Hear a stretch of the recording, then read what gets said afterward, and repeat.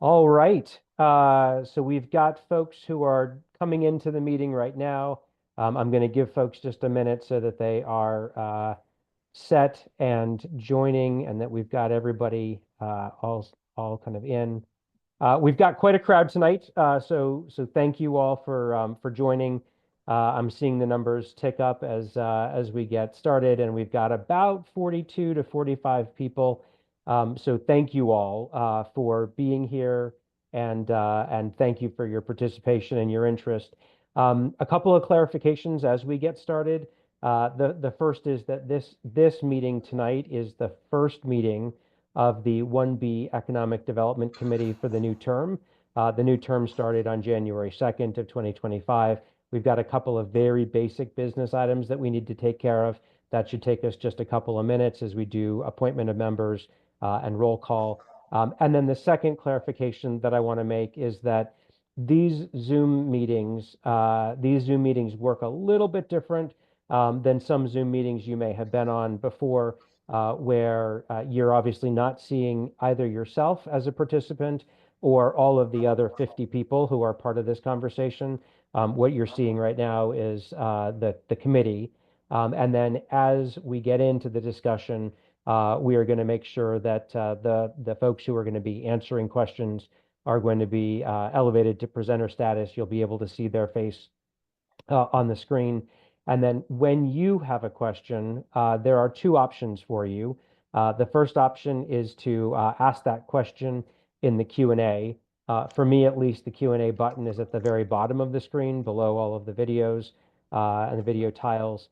The other is to raise your hand, and our very capable office director is going to recognize you, elevate you to video. You can ask that question. You'll stay on video through the remainder of the answer. And I'm going to clarify a little bit more about the timing of the Q&As as we get to that section. So thank you all again for joining. It looks like our number has leveled out at 56, which I think by all standards is a great attendance for the Economic Development Committee. And I credit that both with the important topic that we have on the agenda tonight, the proposed Neighborhood Management Authority, and then also this community's interest in that topic. So thank you all again for being here. With that said, I will formally call this meeting of the ANC 1B Economic Development Committee to order. Our first order of business tonight is the recognition and the appointment of our committee members. I'm very happy that we have a lot of expertise and really committed folks returning to us from the prior term. And so I would like to let me actually back up very quickly and just clarify that the process of joining the Economic Development Committee is to apply for membership. The application is open, and we will be accepting new members on a rolling basis. The application is available on the ANC 1B website. We'll make sure that we get that posted into the group chat at some point here. But if anybody here is interested, you either need to be a resident of ANC 1B or be conducting business in ANC 1B. We welcome new members. Would love to have you participate. I only added one layer additional, which was a brief phone call with each of the members to learn a little bit more about their background and share with them where we're headed this year. But want to clarify that this is our membership of the committee today, and that we're always happy to have new folks who join us. Welcoming back and appointing to this year's committee are Krishna Kumar, Frank Chauvin, Karen Gall, Howard Kurtzman, and Tanya Shand. So thank you all for your application and your willingness to serve. Welcome back. Welcoming two new members, one of whom is joining us tonight. The other, who is unable to join, Ian Hawksworth, is joining us as a new member and is here, along with, it seems, very capable assistants. And then David Martin also joining as a new member this year, but unable to attend this evening. So with that, I will do, one other additional point of clarification. I have asked, based upon his longstanding tenure and continued commitment to the community, Krishna Kumar to serve as the vice chair of this committee. He has accepted, and so he is our vice chair as we go into this next year. With that, I will do a roll call. If you are here, please say present. Krishna Kumar, Present. Frank Chauvin, Present. Karen Gall, Present. Howard Kurtzman, Present. Ian Hawksworth, Present. Tanya Shand. I'm here, present. All right, we're off and running. The second requisite order of business as we start the new year is the establishment of the 2025 meeting schedule.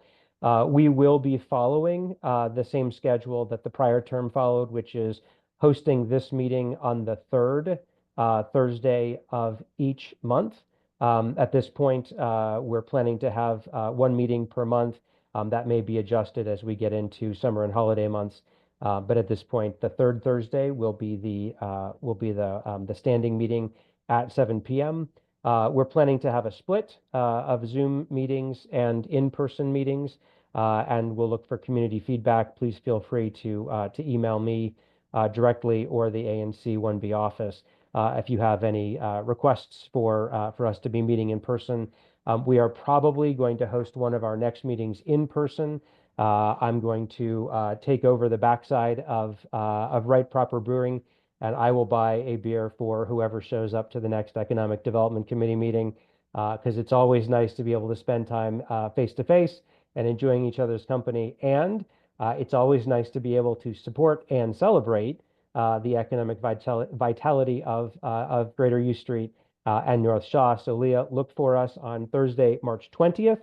And we'll be broadcasting all of those details out.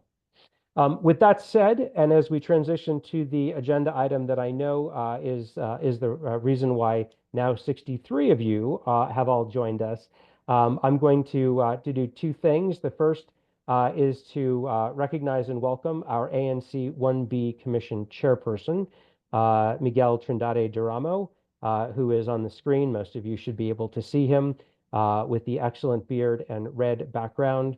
And I'm also going to ask if Karen can elevate David Benny from Council Member Brian Nadeau's office, as he will be one of the key people who is going to be helping to present the facts of the proposed Neighborhood Management Authority, but will also be our key resource in answering questions that I know the community has. I'm also going to highlight that as we go through the discussion around the Neighborhood Management Authority details tonight, I will rely a bit on a PowerPoint presentation that many of you received in a PDF format. The goal of that document was to simplify the details that have been outlined and articulated in the draft bill. My goal there was to both simplify the details, but also to ensure that they were presented as factually as possible. To that end, the only thing that we did was to copy and paste the actual text from the draft bill into the PowerPoint so that the language would match. The second thing that we did is that we organized the details of that document in such a way that it was organized around key questions. What we're going to do is to go through that document here in just a moment. And we're going to essentially pose the question, which is in red at the top of the page. We're going to review the text from the bill, and then we're going to open around that particular question, open to the community to ask additional questions, and to make sure that you have an opportunity to be heard and also hear responses. We've got a lot of folks on the line, and we've got. I want to make sure that we're not here until 10 o'clock tonight, although we will be if need be. And so what I'm going to ask is that if you are asking a question, keep your question focused and brief, one question at a time. I'm hoping that questions are, about a minute or so. I'm going to ask David or others who are answering questions to keep their answer to 3 minutes or less. If we have a complicated question that requires 1 extra minute, great. The goal is not to cut off discussion, but rather to keep us brief and focused, and to make sure that all the different questions get answered. And then if you would prefer to ask your question rather than appearing on screen and asking it verbally, that you just type your question into the Q&A. Vice Chair Kumar will be tracking those questions and either sending you an answer back written if it's a pretty straightforward question, or we'll be posing that question verbally in the process of discussion so that David and others can answer that. I will also finally confess that I prefer seeing everybody's face. So for me, I feel a little bit blind, and it feels a little bit less like the public forum that we want, where everybody is together in the same room. That's one of the reasons why we're going to try to do more of these meetings face to face.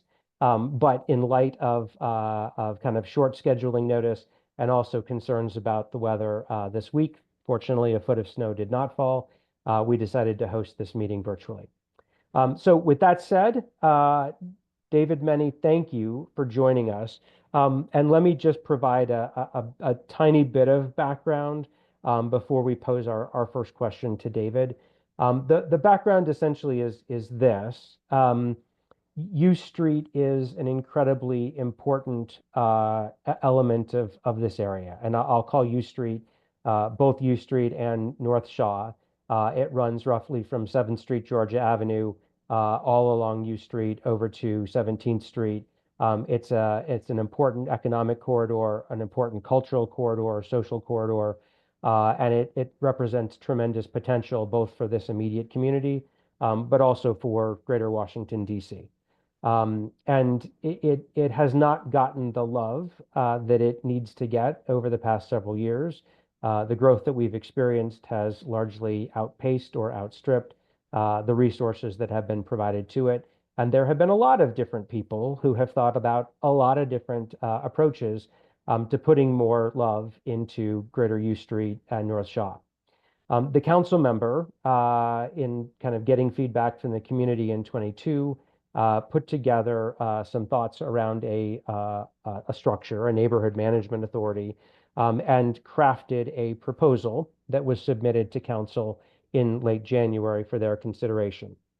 And that is going to be the primary focus of our discussion tonight, is that proposal to council. A number of you have reached out and asked the question, how is the Neighborhood Management Authority different from a bid? And kind of in parallel, they've asked the question, what is a bid? And so we will take a little bit of time at the end of the discussion to talk about what a bid is, so that you can get a sense both of the framework of the proposed NMA, but also the framework of a bid. The bid is structured underneath DC government, and so there's a lot of very kind of specific and formal rules and requirements that are there. And I did the same thing in the document that most of you will have received around the bid, which was nothing more than a copy and paste from the website, so that again, we're trying to simplify and transmit facts. And then from that, have a good discussion around the Q&A of facts that are presented. David, if I can, first turning to you just around the timeline and the question. And I think the goal here is to understand, not just for the committee, but for the assembled group, what is the kind of the pace and the timing that we're looking at? Is this kind of our one shot as a group to ask questions and get answers? Or is this something that you're envisioning is going to roll out over a series of months? And so that we have an opportunity as a community to come back several times together, and also with you and the council member to talk further about these proposals. Yeah, thank you, Commissioner, and good to see everyone. Glad to have good attendance tonight. The quickest answer to your question is no, this is not the only opportunity that the community will have to weigh in and ask questions on this. In fact, I see this as just the beginning of that process. As far as timeline goes, you know, the council member wanted to balance a couple different timing considerations. You know, one is definitely the desire to make sure there's adequate time to hear from folks, to really delve into the deeper questions, especially since this is about as hyper-local as policymaking gets. We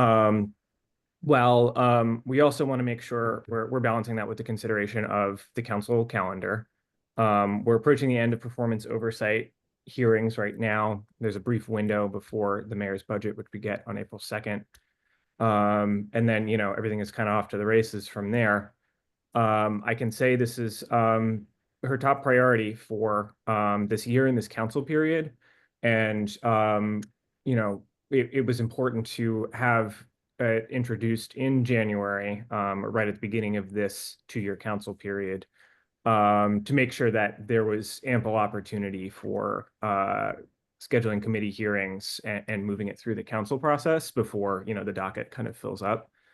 And then finally, I think back to community considerations, stepping outside the Wilson building, we know there's a feeling of urgency, especially in the U Street area, that I think as you said quite eloquently, it's been a long time coming, that things haven't kept pace with growth, and so this isn't something that we want to stretch out in standing up. And so with that in mind too, we want to see what can get done actually, in potentially within this year. So I'm happy to talk more about that. But this will be an iterative process, definitely. Hopefully having a hearing, in the first half of this year, and then working through the rest of the year, to start to stand up the organizational structure here, and actually get things on the ground, while making sure it's sustainable. So if I was to push on that a tiny bit, it sounds like that two things. One, while the bill was introduced in January, there is still an opportunity to amend the text of the bill based upon Absolutely. feedback that you had received from the community. And then secondly, it sounds like the council is unlikely to take up a vote on this particular bill before, let's say, the end of April. No, end of April, definitely not. I think that something of this magnitude and complexity, will take some time to work through committee. We want to make sure we're getting details right here. There are various, revenue components to this as well. So yeah, I mean, just a quick overview of the steps in the council process. This is referred mainly to the committee, Business and Economic Development, which is chaired by Councilmember McDuffie, because it includes establishment of or reestablishment really of the performance parking zone in Columbia Heights. There's also a brief referral to Transportation and Environment, which is Councilmember Allen. So that's at least one hearing, possibly joint, I think preferably. And then, the committee markup process, which is, we want to make as open and collaborative as possible. That's not a smoke-filled room, or anything like that. And that's where things can change and be updated and refined quite substantially.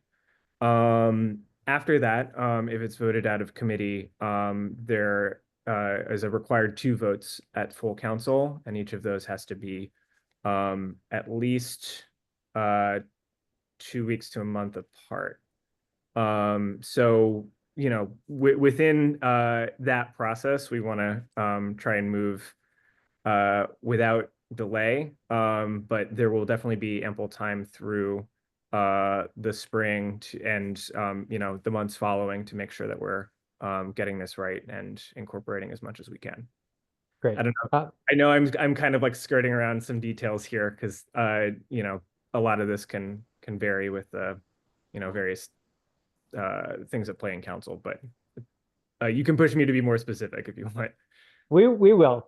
All right. But we also appreciate that it's ever changing and evolving. We're just trying to pin down the pieces. We will commit, right? So for our part, we will commit as a full commission and also this committee on behalf of the community to move quickly to make sure that we are communicating questions, making requests of you and the council member's office. So we will not waste time and make sure that we are moving as quickly as we can so that the community's input is reflected in drafts as they move forward. Yeah, and I should say, it's not in the council members' interest at all to leave anyone in the dust here. While, for the reasons I mentioned, it's important that we treat this with some urgency. This is, a proposal like this is something that we really wouldn't feel comfortable moving forward on without, you know, the ANCs and the folks engaging in these kinds of forums feeling like they are coming along with it. Great. We will, just from a process perspective, and this is as much, David, to you as it is to the assembled audience. We are striving to hold 3 hearings that are similar to this meeting tonight. The meeting on March 20th, which is the next scheduled meeting, will definitely be in person. And so my hope tonight is that we have an opportunity to do really 2, maybe 3 things. The first is that we are able as a group to get a common framework and a common basis of understanding around the proposed NMA, and then also maybe to a lesser extent an understanding of the bid framework for a point of comparison. The second is for the community to have their first pass at asking and raising questions. And I think I appreciate for sure, David, that you will not be able to answer every single question. And so I want to offer that if you get a question that you say, I do not have an answer to that, but it is something we will take back. We're good with that, right? Because a lot of these questions are complicated and they're kind of based on lots of different moving parts. But the reason for us getting back together again is that we will have an opportunity to get kind of more refined answers as this group both refines their thinking and as you do your research. And then I think what that will turn into as we get into meeting number 2 and then meeting number 3 are some more specific asks and recommendations for either points of clarity or points of amendment, so that the perspective of the community is reflected in the proposal as it moves forward. And that you and the council member are getting the feedback from the community.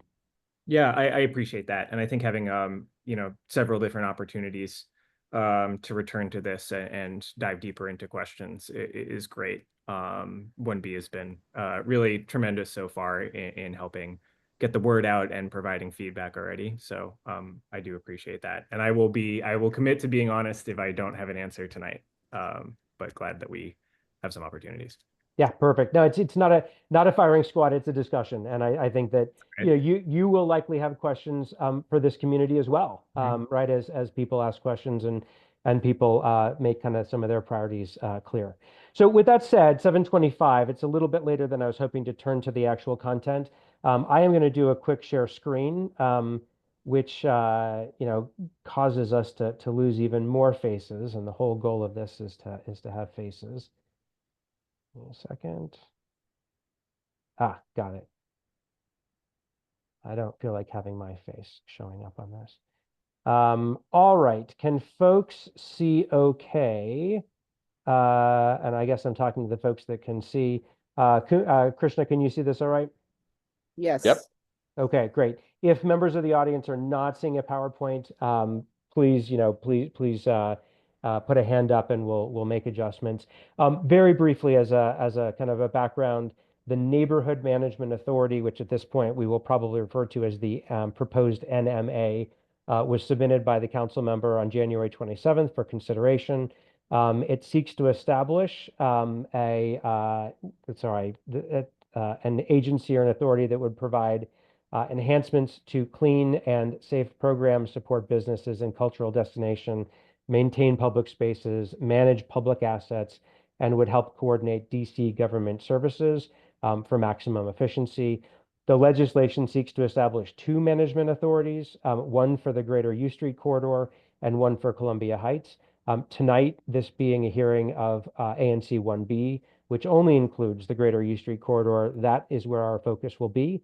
But there is a second component to Columbia Heights, and I know that the Advisory Neighborhood Commission that is in that area, 1A, is taking this up in similar fashion as our Commission 1B. And so this is essentially proposing the creation of a legal structure within DC government that's similar to things like Events DC, that manages kind of big swaths of activity in the city with the convention center, the stadiums, et cetera. And so, this is a pretty meaty proposal and important for the community to come together and understand what it is, to be able to ask some questions and to get some good answers. My experience with David is that he's super smart about all this stuff. And so, I know he's got good answers, and I know he's also I'm going to go back and do the research that's needed where an answer is not there. The first question, and let me just give a preview of the questions broadly so that folks kind of have a sense of kind of where this evening is going to go. Give me a second. Is around kind of what's the area that would be included in this NMA. So that's going to be the first question that we talk about. We'll pause, see if there are questions from the audience about this. The second question is going to get to what are the services that the NMA would provide. We'll pause, we'll ask some questions, see if there are questions on the scope of services. The third is going to be around the sources of funding. There are going to be some questions on that, and we'll pause, ask folks to give questions there, and then we're going to turn into some of the comparisons to the bid. So I just wanted to give folks kind of a rough framework for how this is going to unfold. We're going to do a quick summary of the proposal itself for each of these major questions. We're going to turn to the audience, see if there are any questions that you've got. Part of the reason I wanted to preview the questions is that if you've got a question about the geography, let's ask those questions in geography. Then we'll get to scope of services. We'll ask questions there. Then we'll talk about financing, et cetera. And that way, I think we can kind of keep things pretty well organized and be able to focus on each of these elements one by one. David, I'm happy to kind of take folks through this, but it's also your bill. So I'm happy happy to turn this over to you to share, and then I will just click I'll just click kind of to the next slide as you finish the summary. I will actually say, and you can pass this back to me, Commissioner, but if you feel comfortable, especially since you assembled this presentation, it actually may be helpful for me in our office to kind of be on the other side of a presentation on this, because I think one thing that we have always been looking for feedback on is, what is the clearest way to present this? How are we talking about it? And to be totally honest, while we've definitely been on a lot more public meetings about this, I am still in the process of getting out of the drafting headspace. So I don't, especially because you have the actual text here, I don't want to, I might get overly technical with it, if that works for you. That works. Okay, we can tag team. I can answer questions or jump in if that's all right. It takes a village, right? So we're all going to do this together. Fantastic. Let's dig in. So there's two slides on the question of the geography of the proposed neighborhood management authority. What you're going to see from a structure perspective is that this information, Title II, Subtitle A, Section 201, this is simply showing where the text from the bill comes from, and then the language itself says here's what the geography is. And it goes into a lot more detail about the specific street names. But this visual right here, what is highlighted in red, is what is proposed for inclusion in the neighborhood management authority.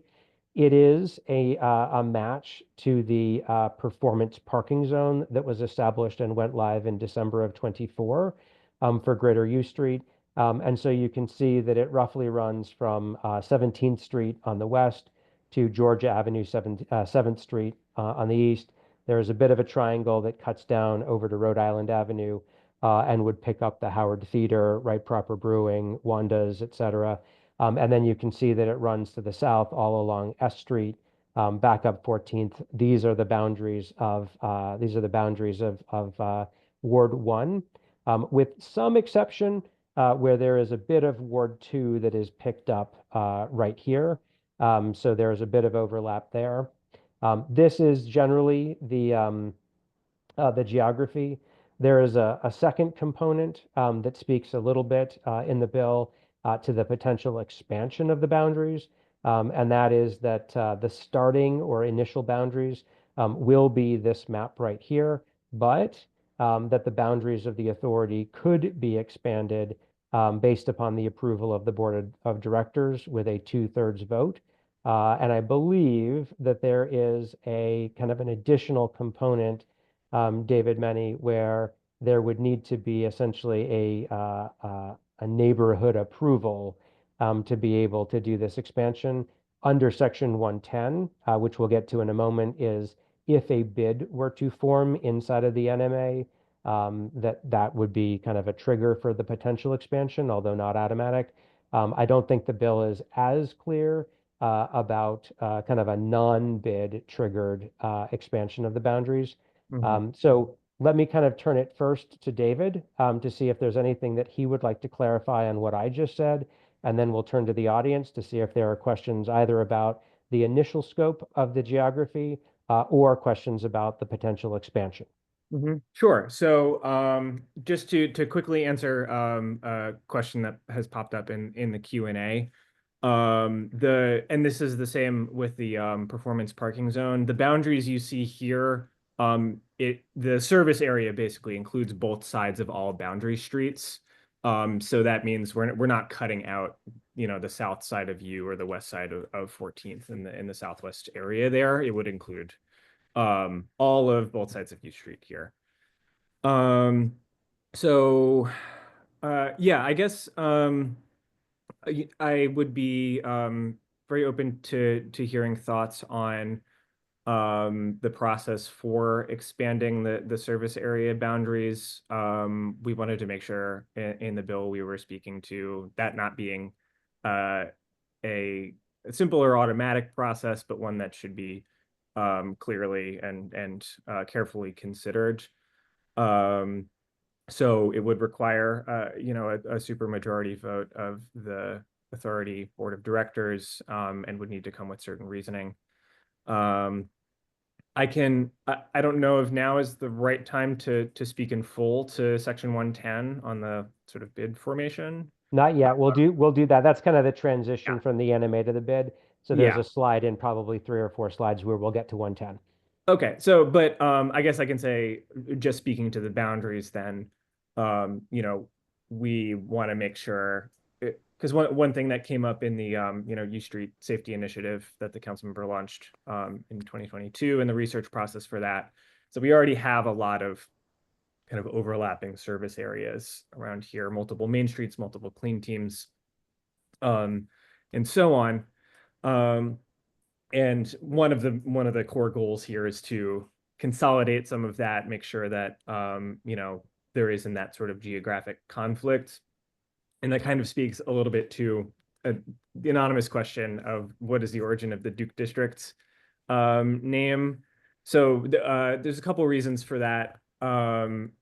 Partially that's acknowledging that the area you see outlined here, some folks conceive of it as different neighborhood names depending on how people are living their lives, where they live, history, all of that.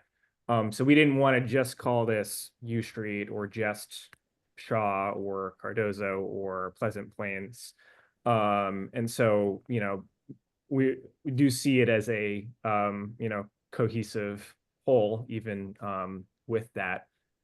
So we didn't want to just like pick out one of those. The Duke name comes from the Duke Small Area Plan, which is an official plan the district put out in the 2000s, that has guided a lot of the development in the area. Was the plan that laid out new zoning and cultural institutions. So it is hearkening back to that as well. Great. I want to turn to Janet McMahon's question. Ed or Edward, great question. I'm gonna ask David to address kind of the services when we get to the next section about services. But that was actually one of my questions too, because you've got residential areas here and you've got U Street. And so I think it is a natural question to ask, gosh, if we're going to cover this whole area, are we going to provide services equally on all these areas? But let's get into that in just a moment when we talk about the services. Janet's question is the south side of U between 14th and 17th. Is that an ANC 1B or does that go into Ward 2? So that's an ANC 2B. Actually, the ANC is on the Ward 2 side. It straddles 3 different ones, 2B, 2F, and 2G.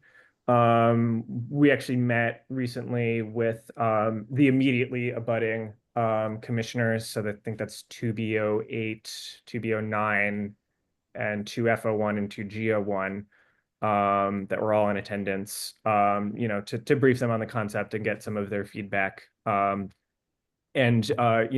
impression I got is that they were generally in agreement on the boundaries that were presented. Anonymous attendee who said, thanks for the Duke explanation. The other piece of trivia is that it's actually named in honor of Duke Ellington, right? Very famous Washington, D.C. son and jazz pioneer. Yes. So it's actually a celebration of that important history on the corridor. Mm-hmm. Okay, any other questions? I'll give Karen just a minute to see if there's anybody else who's raised their hand relative to geography.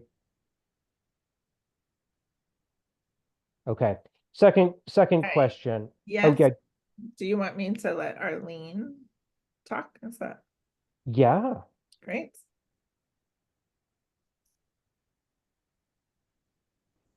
Okay, hi everyone. Hey, Arlene. Hi, how are you doing? Good.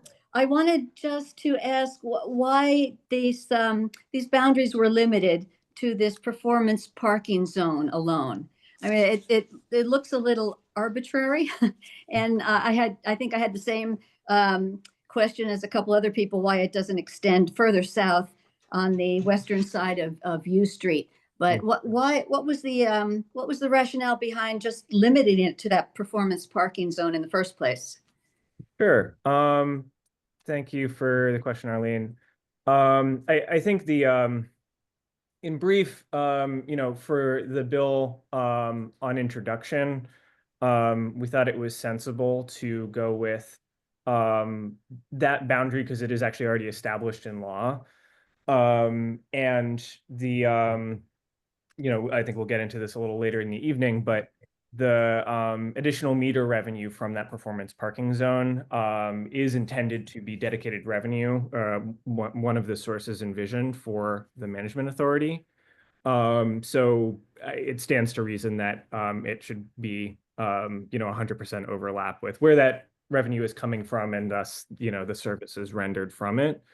All that said, though, I think that that's not set in stone moving forward.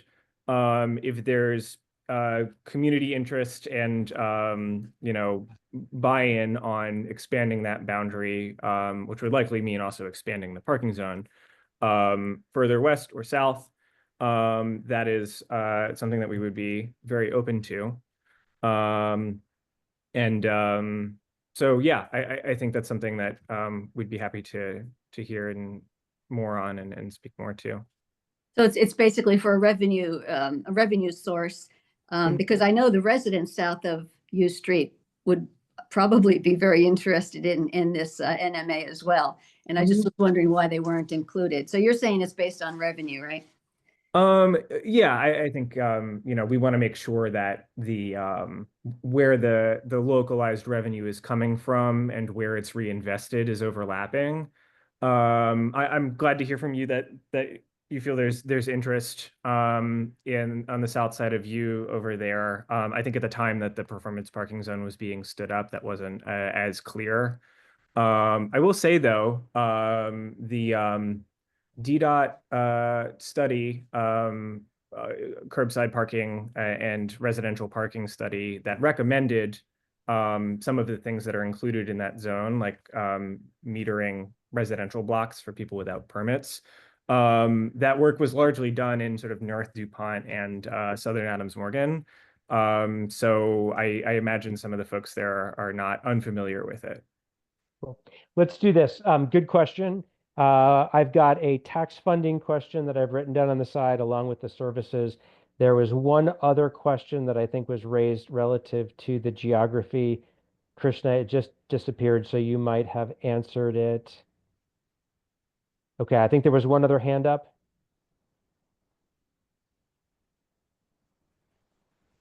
Yeah, I have a question. Yep, great. Thanks, Bill. Uh-huh. If on the rare chance that the mayor decides that she wants to take this money generated from the parking, is there another plan to generate money for the initiative? Yes, that's something that, I think we will get to. I think that was sort of the third big bucket that, Commissioner Fay, mentioned as part of the agenda. Short answer is yes. And, there's a lot we're considering about how to make sure that, this isn't just an easily, swipeable pot of funding. So I think that's a fair point. There was another question. This is the one, someone asked, how does Council Member Pinto feel about this particular authority extending, from Ward 1 into Ward 2? Any kind of insights there? Yeah, I don't want to speak for her office too much, but I will say, Councilmember Nadeau sat down with her and presented the concept as well. And I think they both share a keen interest in making things work for residents and businesses, especially, in the area where the wards overlap. So, I don't think there's any strong pushback that we've gotten there. It's largely about making sure, they're both delivering for their constituents. Thanks. All right, Alan, I think you had asked a question. Is your hand up?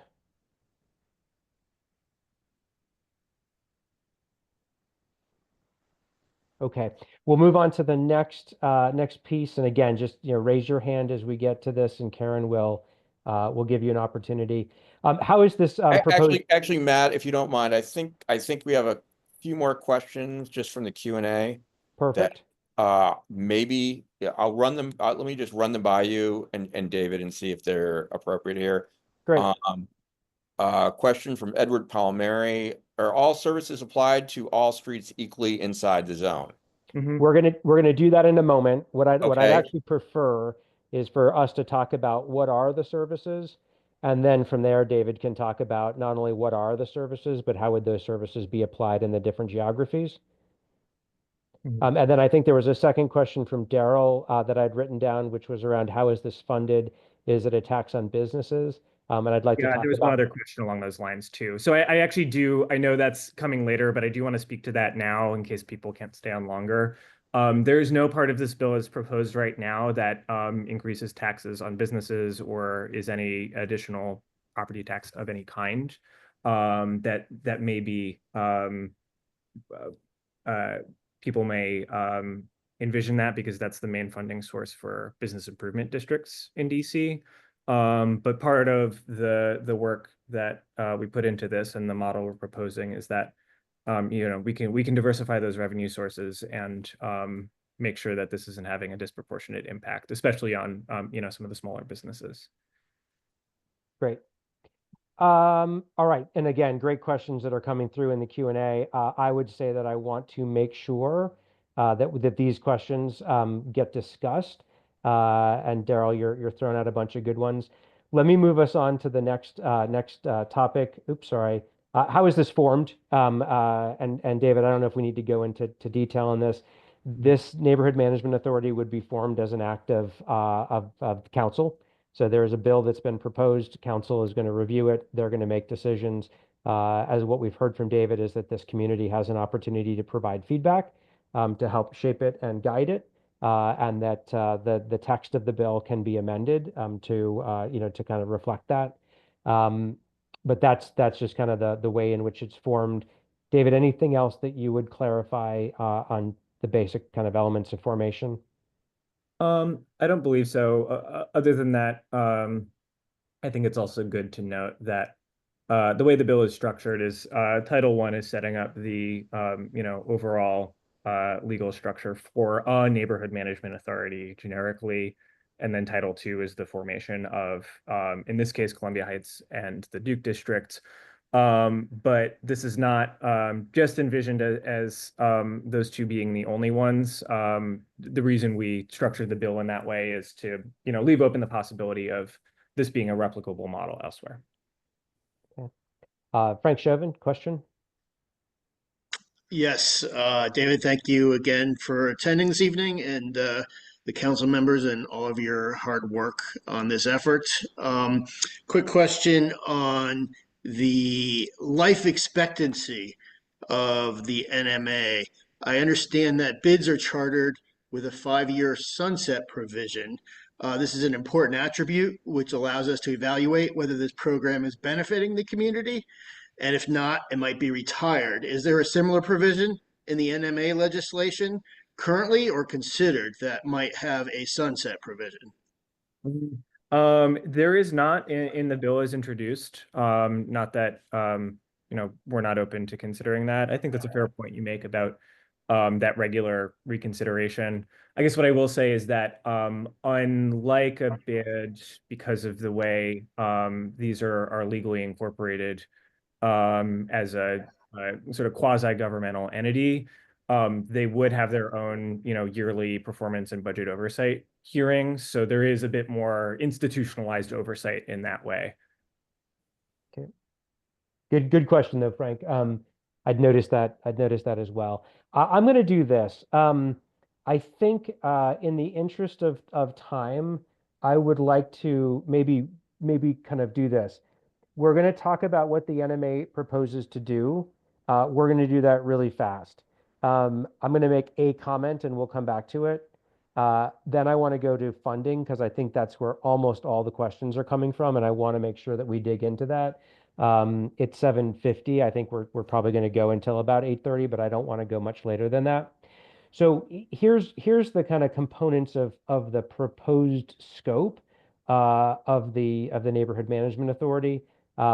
It's here's my editorial, David, and we'll let everybody kind of kind of ask their questions. It seems very broad. So when I look at this and it's promoting the general welfare of the residents, employers, employees, property owners, et cetera, to maintain and grow as a mixed-use center, to promote cultural tourism, to serve as a coordinating body of the district's public safety and enforcement, assist in the implementation of district policy and planning priorities um, that relate to the Duke district, including the small plans, supplement cleaning, develop, maintain music, culture, and entertainment programming, maintain and improve the Duke Ellington Plaza. It seems like a lot. I'm going to pause though, and I don't want to not give you a chance to respond to that. I want to go and talk about the dollars.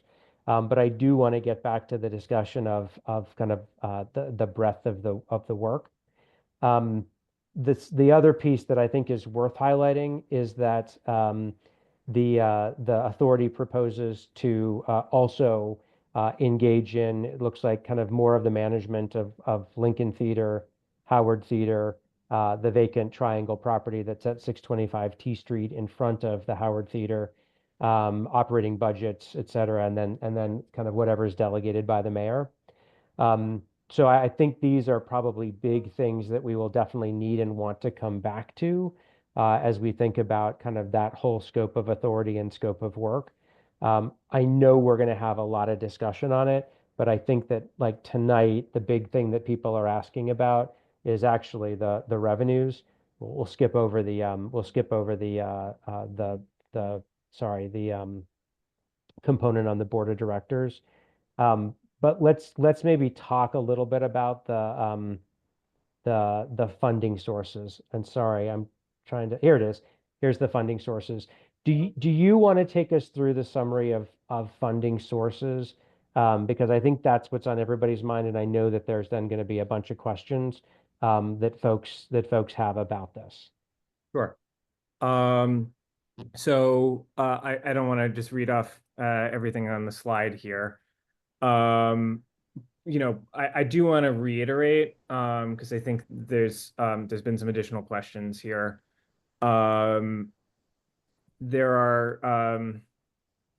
are procedures in the legislation to as we mentioned briefly up top, allow for the basically something like the bid formation process to be folded into the authority if that happens, within its boundaries. As I said, we're not interested in creating more competing and overlapping entities here. So the bill itself does not propose or implement any property tax assessment, which is the process for funding bids here. What it does do is still retain the ability for property owners to go through that whole petition process, which requires substantial majority, not just of properties, but also of assessed value, and the sort of hearing and consideration of that. The only difference being, instead of creating a new bid, it would again be incorporated as a dedicated revenue source for the Neighborhood Management Authority, and would also essentially activate 2 additional board seats to be representatives of those paying into that special tax assessment. So it allows for that process to play out if there is interest in doing so, but it does not implement any sort of tax along those lines. And then actually a question from Chip, and I think there was another similar one. So, we also tried to make the dedicated funding sources for each of the 2 authorities that this establishes, kind of fit the neighborhood in some ways. One way I like thinking about it is trying to pull from some of the externalities, I guess, of in the case of U Street, it being a nightlife destination, for Columbia Heights, major retail nexus. So the bill includes some revenue from alcohol tax that is only for Columbia Heights. And I don't want to talk too much about that, but it's also not an increase in the tax in any way. It would be any marginal additional tax from certain actions. So there's no proposal that the council members put out here that would increase any excise taxes on licensed establishments in this area.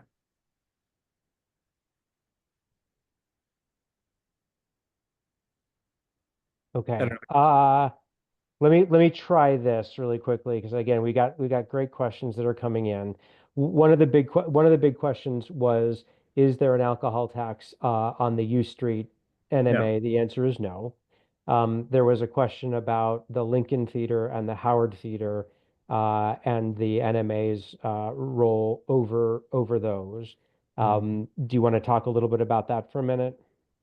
Sure. So that it's effectively just a transfer of jurisdiction, kind of from one part of DC government to another, for the stewardship of those assets. So that would not immediately change anything about how the theaters especially are operating. And the council member wanted to make sure that was known, and we've spoken with the folks at each.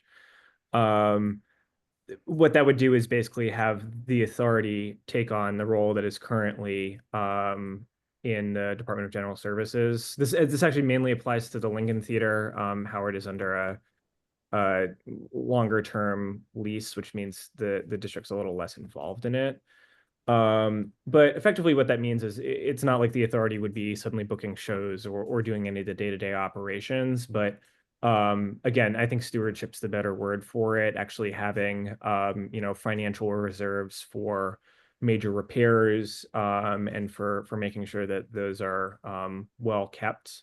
I think you maybe, Commissioner, you maybe mentioned Events DC earlier in the evening, and that's actually where the comparison's pretty apt. So that would be, the authority still managing those buildings without, pulling away that operations from the current contract. Question, let's then kind of go to the next piece, which is just funding in general, right? So somebody did ask a question. Can you tell us about these sections that are referenced? Section 110, which is one that you've seen referenced a number of times, is going to be addressed in a moment, where the question is, can a bid be formed inside of the NMA? That is section 110. So we will talk about that in just a moment. But outside of the formation of a bid inside of the NMA, David, I think our read is that there would be, I hate to be the first George Bush, no new taxes, where you're essentially saying that the NMA would be able to do all of the work in the proposed scope without having any additional taxes on either residents or on businesses or on kind of consumers, alcohol sales, et cetera. So this is a proposal that anticipates being fully funded by existing tax revenues that would be redirected from the district to the NMA to support its operations. Mhm.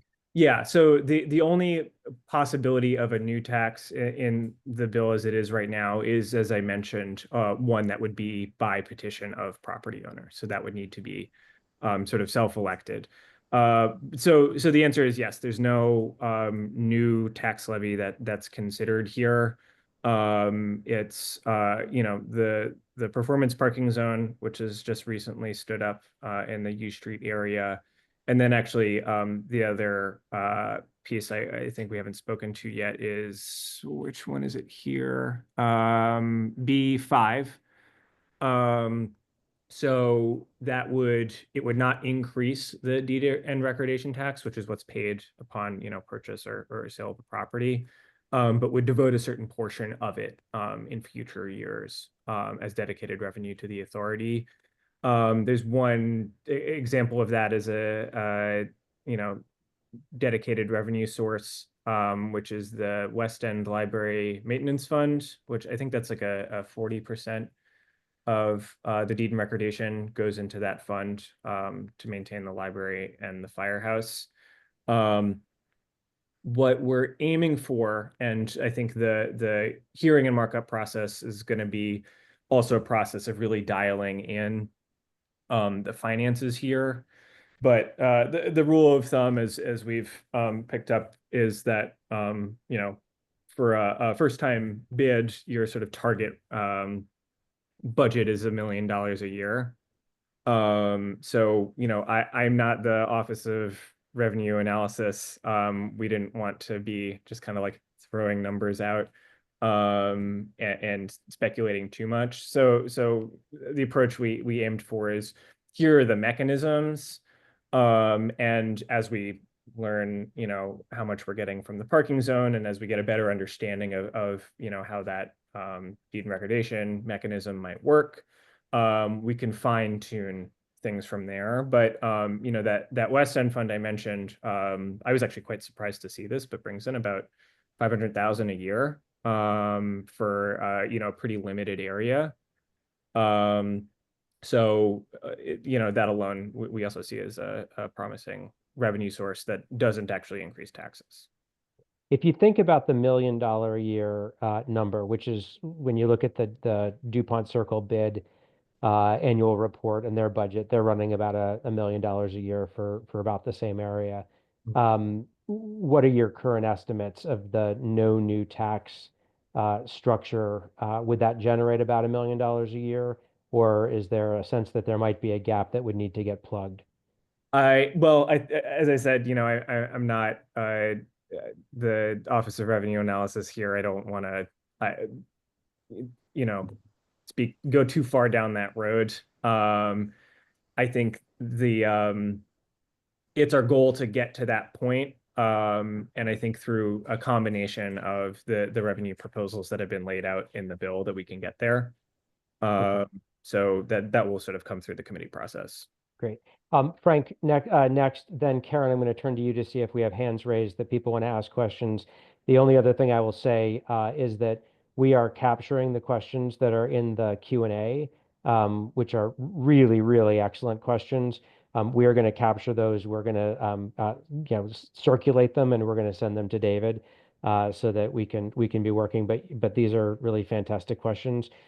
Frank, and then Karen, if we've got other hands that are raised that we want to put live.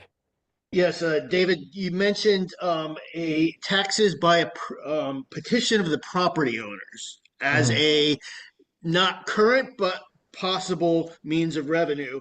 What does a petition of property owners mean? Does that mean all lots within the designated geographical zone? And how would that work? Yeah, Frank, you have a knack for making me frantically pull stuff up to answer questions. But it would work much the same way that a bid formation process does work. And to be clear, if we wouldn't want to actually be calling that a bid, like it wouldn't be creating a bid within the area. It would just allow for that option to have an additional property tax assessment that would then be incorporated into this. I don't know if it helps. I can pull up the.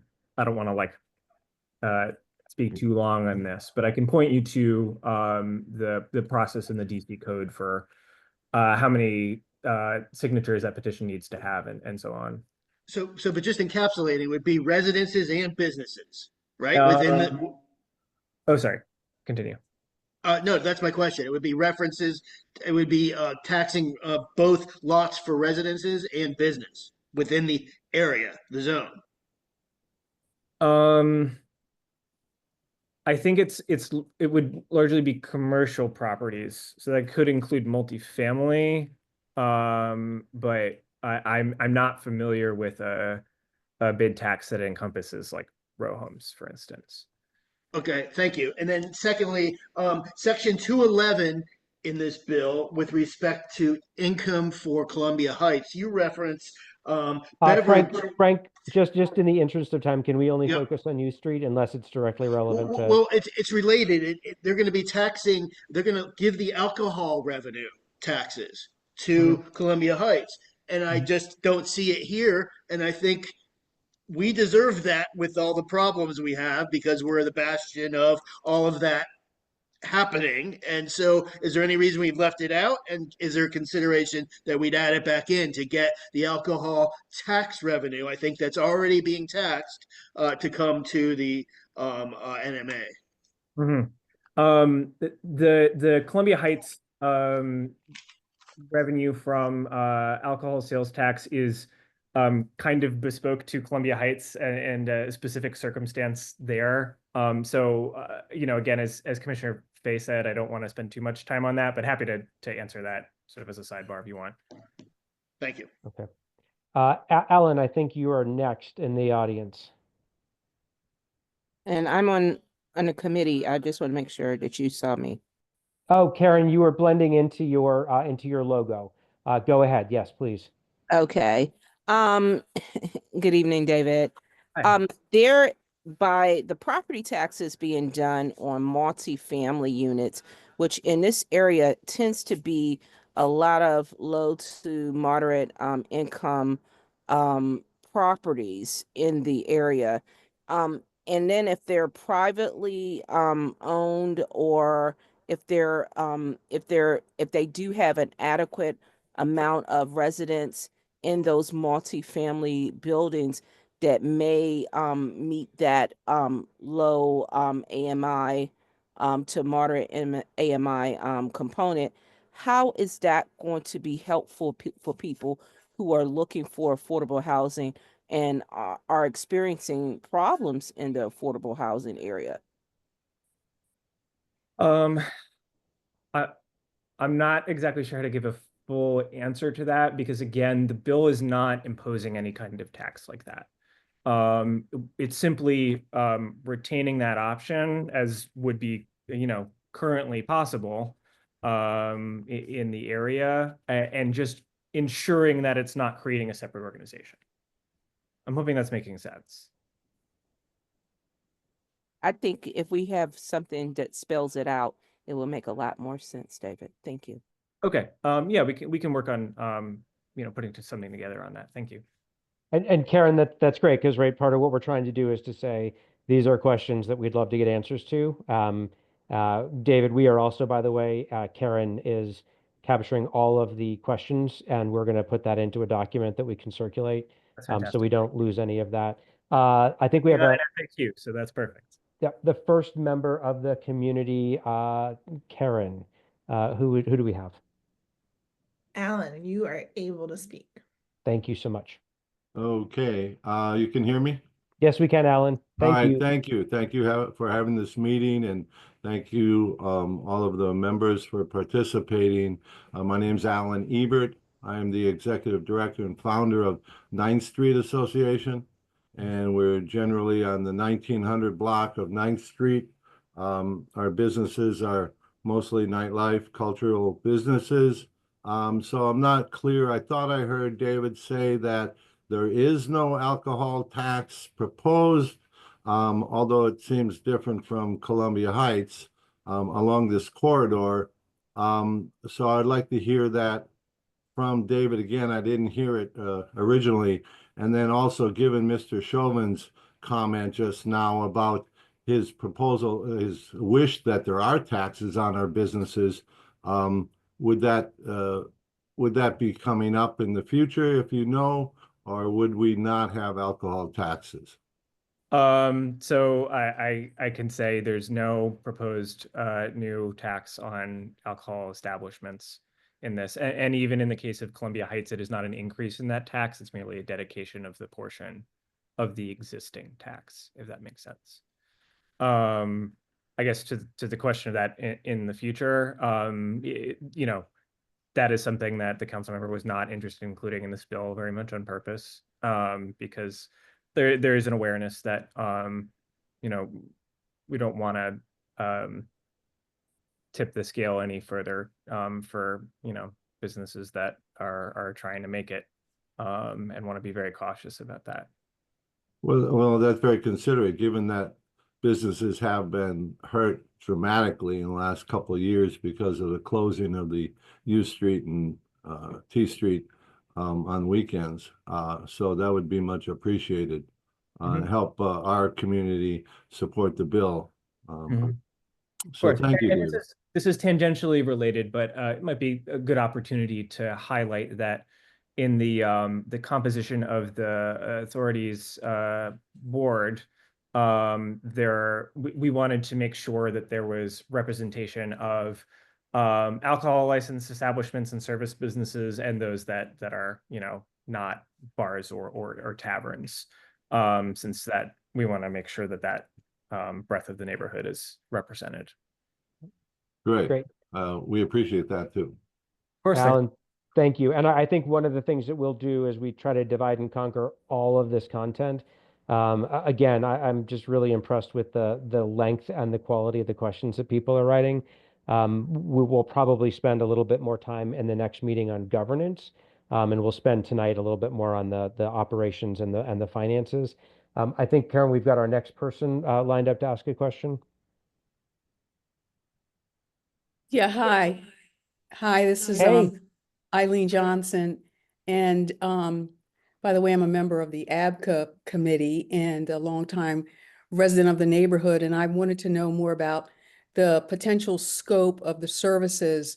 One of the consequences of the growth in the neighborhood has been the amount of waste on our streets. And for example, in the 1900 block, the alley, the 1900 block of 14th Street is virtually a public dumping zone. That's an alley between 14th Street and intersecting U Street and intersecting Wallach Place and T Street. Anyway, it's a perennial issue. For example, if you were to go there now, you would see a porta potty, which I guess is there legitimately, but mounds of trash. Typically, the city will come through in a reactive way occasionally to clean it up. But I'm wondering, would the NMA have any authority to address an issue like that? It's astonishing to me that this area is as littered as it is 1 block from the Reeves Center, and it's much cleaner at DuPont. It's much cleaner on H Street. It's much cleaner, believe it or not, in Columbia Heights. But this area does not get the attention it deserves, with respect to sanitation. So I'm wondering, Mhm. would residents be able to get some kind of redress from the NMA? And then I was going to ask the same question with respect to a bid, but it feels Yeah. like we're just Yeah. sort of like the toilet of the Eileen, Eileen, let's happy sorry to to- be so. let's do this. Let's do kind of three parts to this. David, why don't you kind of address it from the NMA perspective? Eileen, you'd cited the cleanliness of DuPont. I think we've got someone from the DuPont bid who's actually on the line. Maybe they can talk about the scope that the bid would do from a cleanup perspective. And then I think the third layer is the question about Main Street's role. And you know, who's do we have a Main Street on U Street that is doing this kind of stuff already? But maybe we start with the NMA and then the person from DuPont bid, if you can put your hand up, you can comment on the bid approach. Okay. So yeah, I mean, I think the most direct answer is yes, that would definitely be you know, clean and safe programs are kind of the bread and butter of place management organizations such as this. That is a lot of what bids do, is sort of an additional layer of public space maintenance. You know, that's one of the biggest motivators, I think, for having some more structure and dedicated resources here. So that's definitely a high priority for the services that are considered here. For folks that are not aware, Councilmember Mendo is also the chair of the Public Works and Operations Committee. I actually cover Department of Public Works, and she loves talking trash. We're excited about, you know, new the big belly composters or compactors are going to be rolled out pretty soon. That was something she was able to fund in the budget. You know, new smart compost bins. So there's a lot of innovation that we're pushing from the DC government side, but also you know, adding a layer on top of that, acknowledging that nightlife corridors and vibrant areas like this may need additional services, is a very clear goal of ours in the Neighborhood Management Authority. Okay. Great. All right, David, thank you. Do we have anybody from the DuPont bid that was going to comment on the, yeah, good. So I think that, you know, when you talk to people who have organized bids, the cleanliness tends to be one of the very top focus areas. So I mean, I think we'll save that for the broader conversation on bids. Krishna, and then I think we've got another member of the community with their hand up. Yeah, I mean, can everyone hear me? Yes, we can. Okay, so just to pile in on this trash question, I mean, I think one of the issues is, you know, DC has funded the Clean Streets program, and they have people who come and pick up the trash along U Street, and that's a great program. One of the issues is that they don't extend out beyond U Street. And so when you walk a block from U Street, that's where the trash gets dumped and never picked up. And I think that's one of the frustrations that you're hearing from residents. And that's what I want to hear. You know, would an NMA program be looking further out than that and looking 1 or 2 blocks out from the commercial corridor and saying, this is where we need to do this pickup? Because every time I go out in the morning, you know, after a weekend, as I didn't catch her name, the other lady was saying, I mean, it's a nightmare. And that's what we need to be doing and investing in order to make our neighborhood better.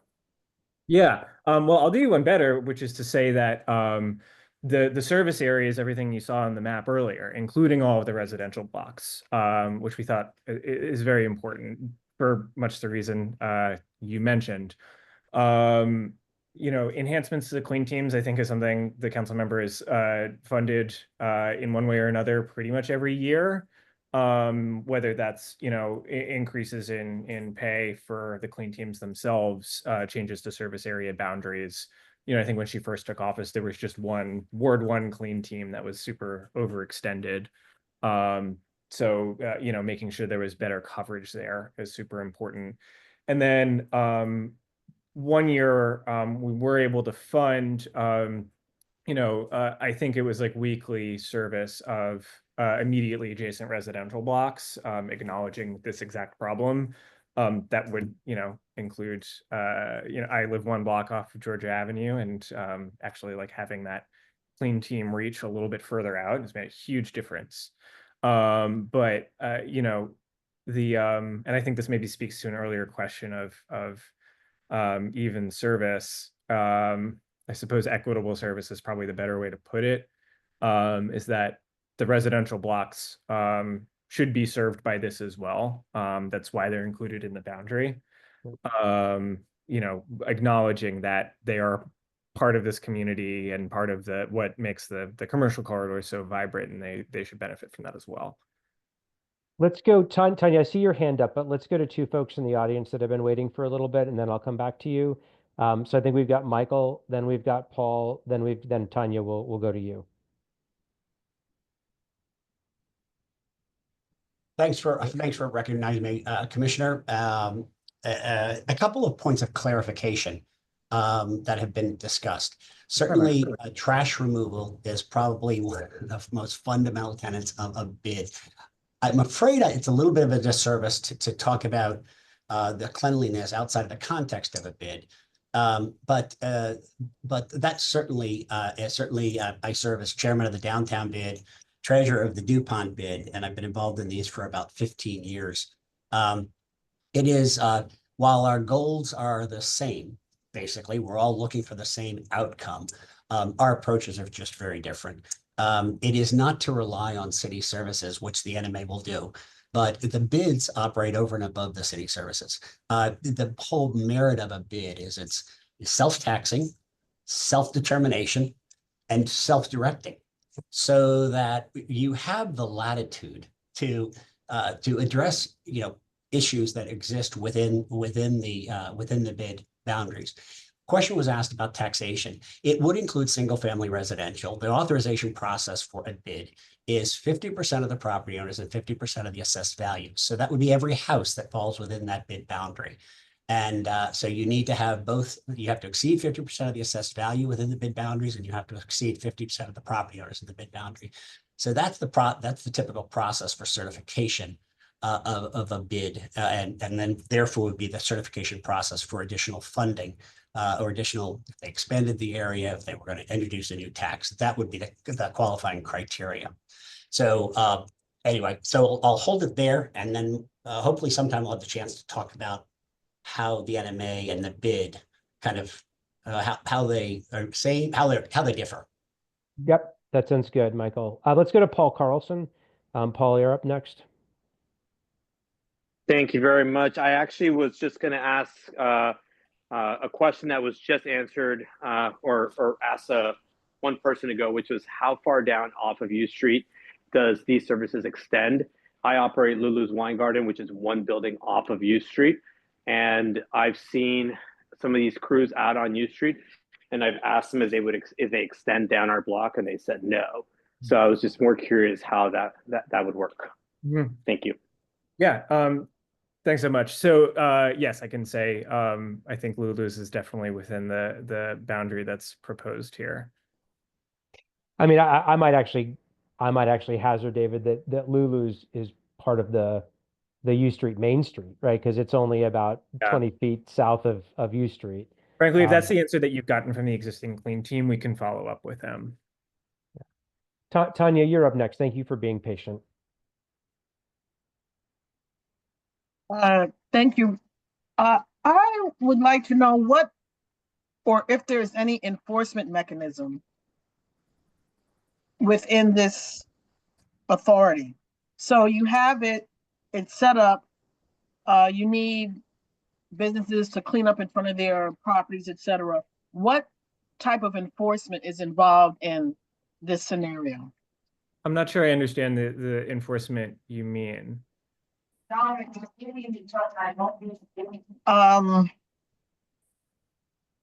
can you actually make these things, what is the organization's authority to make some of these things happen that they're designated to do? I mean, it's services that would be provided by it. So it's not like it would be a mandate placed on businesses that would need to be enforced.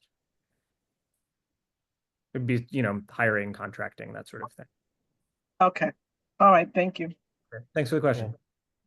Alex Padro. Thank you. I actually have just two questions that I wanted to raise, but first I wanted to respond to one issue that was raised by Paul Carlson from Lulu's. So Lulu's is actually in Shaw Main Street. Shaw Main Street extends to the west side of 11th Street, but our clean team does not. So our clean team is geographically limited. So the clean team. I remember we worked on one expansion during the budget last year. Let's see if we can work something out. Absolutely. So we're happy to try to accommodate those businesses as well. Okay. So the two questions that I had were related to the prohibition in the bill of the approval of a bid that overlaps the NMA, even if there is no self-taxing authority that has been approved for the NMA.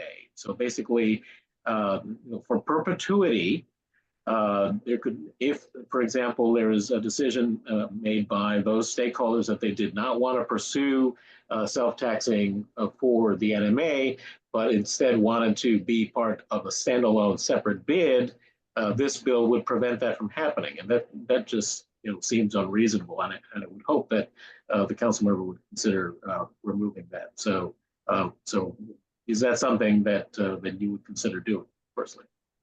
Yeah, I think it's a conversation we're definitely open to having. There's a lot of different ways we could approach the existence of a management authority like this and a business improvement district. What's in the bill is introduced is just one option. But to reiterate, there is also a strong interest of not adding more overlapping entities. So that was the reasoning behind that decision. Right. Well, it seems like the NMA would be reserving to itself the right to self-taxing, even if the entities to be taxed, chose not to pursue that. But I think that certainly bears further discussion. At a previous Economic Development Committee meeting, David, you had indicated that DDOT was supposed to be providing an estimate of the first year revenue generation from the performance parking pilot. So have you received that yet? So that's a conversation we're setting up for the first week of March, actually. So I think by the time this body reconvenes again, we'll be able to speak a little bit more to that. Great, because I think that certainly would help folks to have a better idea of what the potential is for any structure that we're looking at. Definitely. So, thanks. Let's do this. I think with Alex's question, and also kind of keeping an eye on the clock, 8:25. Looks like we still have most of our folks here. We're 55 strong. Our peak we were 65. Let's kind of transition to this discussion of an NMA. We've talked about the NMA, the question of like what is a bid, because that's come up just as a theoretical. I want to be clear that there has not been a formal bid proposal submitted, right, as of this moment. But there's lots of questions about what is a bid and what does a bid do, because folks are familiar with that as a framework and a term. I think what Alex highlights, and maybe the reason why it's a good point to kind of pivot into the conversation, is that the way the NMA language is written today, and I'll just kind of go down to that in just a moment, is that a true standalone bid is not something that would be formed under the NMA in the current draft. And so at this point, it is kind of an either or choice, notwithstanding the ability to potentially kind of change or modify the language. But I think this probably makes sense to kind of talk a little bit about kind of just generally what is a bid. We can come back to more of these details, I think, in a follow-on conversation. I do want to be careful because, David, I did just characterize this as kind of an either or, and I'd like for you to be able to defend that if my characterization is incorrect. Mm-hmm. Well, I mean, I think that's an accurate representation of the language that you've pulled up here, and sort of saying slightly differently what we've talked around here is this section 110 here would envision, you know, I don't want to say a hybrid because that's also sort of misleading, but a way of bringing both under one roof, essentially. Okay. Got it. Yeah, I mean, yeah, and I think we can talk more probably about it in the sense that on one hand, it would be under the same roof. On the other hand, it seems like it might look a little bit different inside of the NMA than as a freestanding. Let's do this. One of our other commissioners is on from 1B02. Francois, if you want to raise your question, and then we'll talk a little bit about the bid. Sorry, Francois, we'll talk. Krishna, you've had your hand up a couple of times. Turn it to you, and then we'll talk a little bit about the bid framework. I mean, this is a question that might be gotten into later. And hi, everyone. I'm Francois. I'm the commissioner for Single Member District 1B02.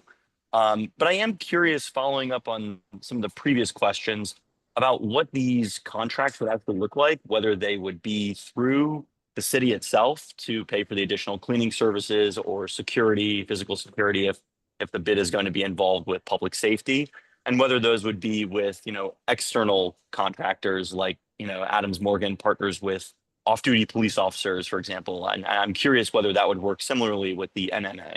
Yeah. So I'm just wondering if David has any thoughts about the really granular details of how this works and how it's similar or different to the way that Adams Morgan bid works. No, Commissioner, I'm actually really glad you asked that question because it was something I kind of wanted to speak a little bit more to. I'm not trying to pick him out for this, but Michael McCarthy, when he was speaking earlier, said that this would be reliant on city services, which I do have to push back on a bit.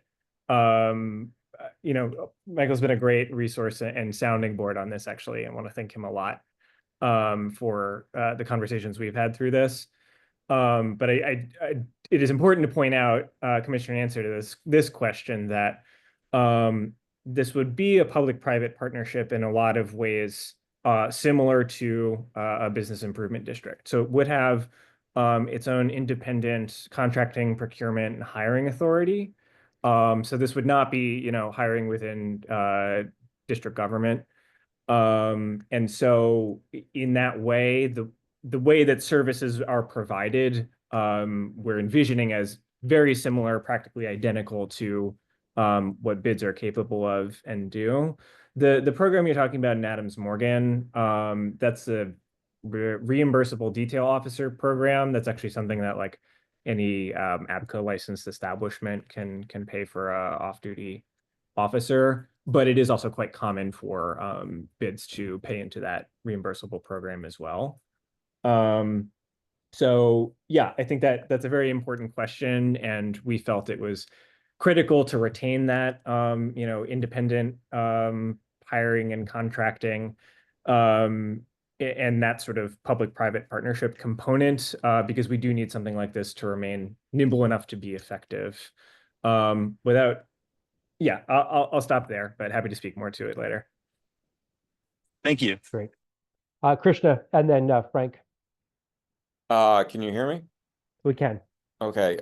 David, again, I really appreciate you coming in and giving us this level of detail. I guess where I'm just wanted to sort of pick your brain on this is that it seems like we have sort of two trends here, and one is the performance parking district, and the second is the neighborhood management authority. And with the performance parking, I understand there's a big trend nationwide to find ways to create these parking districts and put the money back in. And I'm trying to say, what is sort of more important to you and the councilwoman on that? Is it the performance parking aspect and showing that we're going to do this, or is it the services that are going to be provided? How are you sort of approaching that question, and how is the councilwoman approaching that question? I mean, to the extent that you can speak for, I mean, I would love to just get your thoughts. Yeah, it's an interesting question. I mean, I would say that it's the services that I think are taking top priority here. The commissioner mentioned earlier in the evening that the U Street Safety Initiative and creating a place management entity was the top most critical recommendation that came out of that. So, I mean, let me just ask you a quick follow-up, because when we have other performant parking areas in the city, right? Yeah. And So, okay. but do they make that level of investment in services, or is that what's unique here that you're doing, that you're trying to funnel that money into these services? Yeah, well, I think it's unique right now, but it shouldn't be. When the law creating performance parking zones in the district was first passed, it actually included that reinvestment of revenue. It's often referred to as a parking benefit district. Right. And that wasn't exactly how it worked out. The dedicated fund for that was repealed, and so that all now goes into general revenues. I think part of the reason that happened is that there was really no decision-making structure for how those localized dedicated revenues were supposed to be spent. And so that I think underscores the importance of establishing an organization like the one that this bill is proposing. The order was a little backwards in creating the zone and then having this proposal out there, partially because we knew that that was going to take some time to stand up administratively, and didn't want that to lag too far. The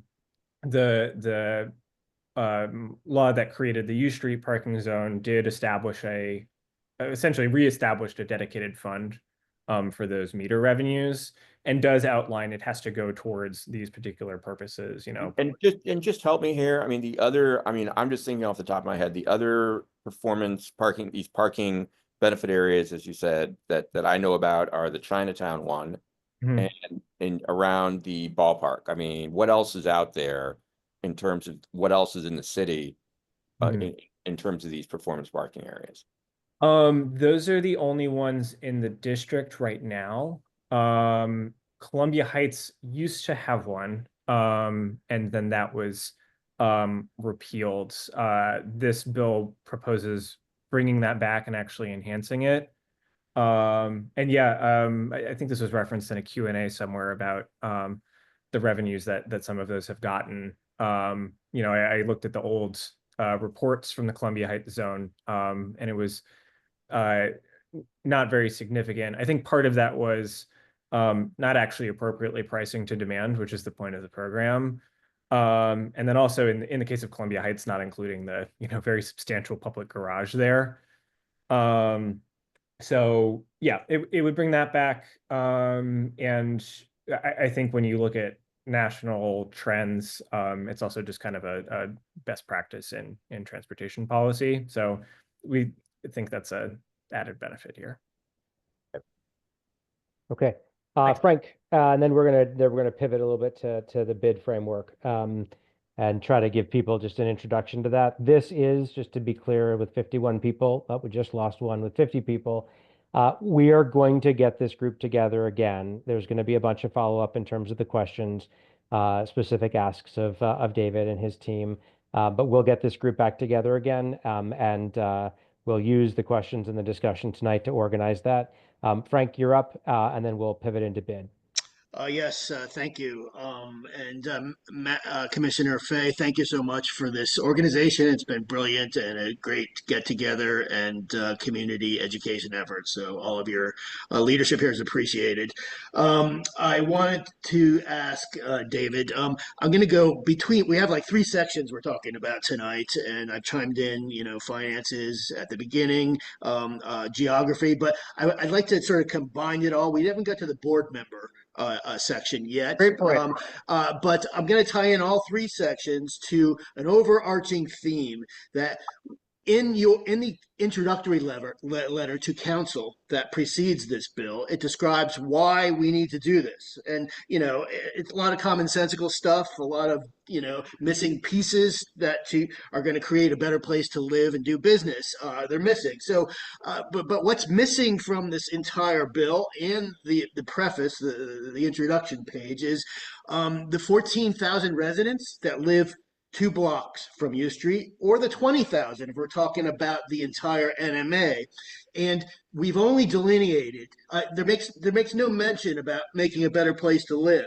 And it's a big discrepancy in my book, all right? Because I strive every day, my neighbors, everybody here, we want a better place to live too, and we're not addressing that here overtly. There's no dedication to that concept. If there was a dedication to that concept, we wouldn't just have 2 of 9 board members delineated that are residents. That's only 22%. We would have 30, 45% residents. So that it's a point, we're creating real community, hyper local government per se, and live to that term as a place we can all live. So I just wanted to address that sort of omission throughout the document and current creation of the board membership. Thank you. Thanks, Frank. I don't mean this to be such a gotcha, but I will say that in the purposes of the authority, as line 337, the first one is promote the general welfare of the residents, employers, employees, property owners, commercial tenants, consumers, and the general public within the authority's boundary. I hear your point though, and I think it's a good thing to emphasize that this is very much about the residents in the area. And to your point on the board, and I think this is probably a good topic for a future one of these meetings to really go into the board a bit further. That is definitely one of the areas where we're looking for a lot of feedback. I know some who've been on other meetings have heard me say that. It's important to get that right, and the council member is very open to figuring out what the right mix of representation and expertise on the board is. Thank you. Mm-hmm. All right. Let's pivot. I had put together a couple of slides, which, as I had shared earlier, were really nothing more than information that I was able to pull from the DC website on small business. And so it kind of talks about the formation of the bid. David kind of acknowledged him a little bit earlier. Michael McCarthy is an expert on bids. I'm going to actually Most, I think. What's that? Probably the foremost. Yeah, probably the foremost. And he's put together a couple of basic slides as well. His goal is again just to kind of talk about what is a bid and a bit of the formation process.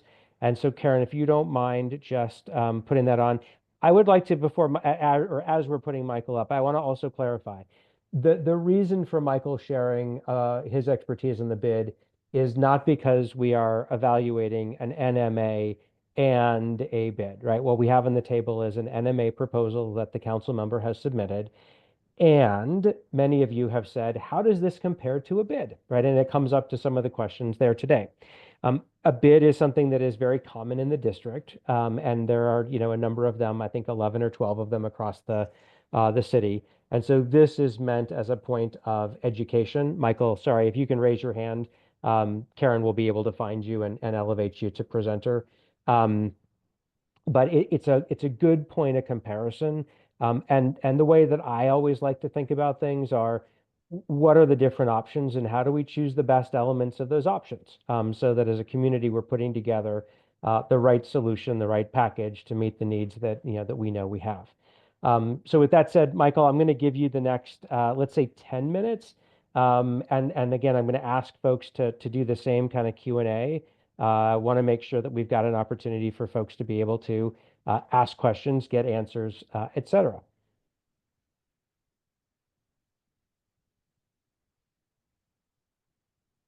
And Michael, we see your slides, but we do not hear you if you are talking. Thank you. Okay, there we go. Thank you, Commissioner, for setting up the meeting. I will say, I don't want to, or limited time, and we're not going to keep people tonight. A little bit of, I've just been keeping a list because of the format. There's some things that have been said or shared that really require clarification. We don't necessarily have that time. So let me just start first with an introduction. Myself, Michael McCarthy. I'm a corporate vice president with Quadrangle Development, native Washingtonian, born and raised, and actually the native Washingtonian who actually lives in Washington. So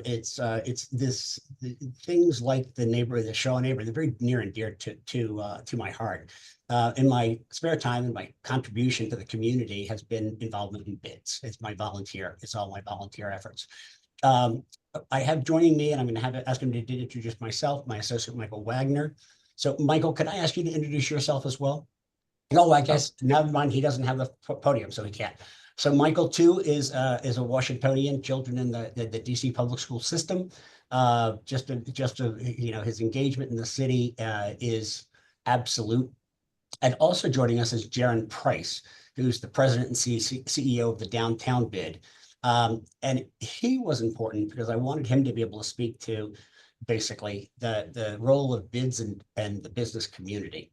Yeah, Michael, if you ask those two gentlemen to raise their hands, Karen will be able to let them talk. Great. Michael, Jaron, can you both raise your hands?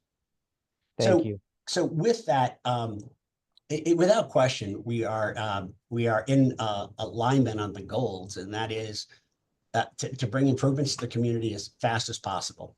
Beyond that, there are very few similarities between the NMA and the bid. It's an apple and an orange. The NMA assumes that it would capture the revenue that would be generated by this bid-like. So bid tax, there is a tax in the NMA. It's just what would be collected under the bid charter. So I want to make sure everybody really understands no new taxes except for the ones we voluntarily apply on ourselves. So there are numerous. There are probably 15 other points, but I'll skip to that. Let's just go right to the slides, if we could, please. And do you all see the slides up on the screen? We can. Thanks. There we go. There we go. So bottom line, it's an area within the city. It's created by property owners and businesses who, through legislation, volunteer to tax themselves and to direct the reinvestment of those proceeds back into the community. So it is an additional tax above and beyond the normal property tax. The bid tax are actually paid through the OTR and then channeled to a bid. The bids are managed by a nonprofit organization board, which is made up of both property owners, businesses, and residents. So we have a lot of constituents in this community, and so their representation is critical to help drive the economic growth and improve the quality of life for everybody involved. So it creates a direct connection between the business community and local government entities, while the NMA is another level of government. This is outside the government, outside the pure government structure, if you will. So these are the basic services we provide. You've alluded to most of them, but first and foremost is cleanliness and maintenance. Graffiti removal, trash pickup, which Jaron Price can speak to as well, is enormous. The tons of trash that are not collected by DPW, but that are collected through the local bids. So getting the streets clean, keeping them clean on a daily basis through the staffing, the clean and safe ambassadors, and there are both. There are clean ambassadors, and then there are safety ambassadors.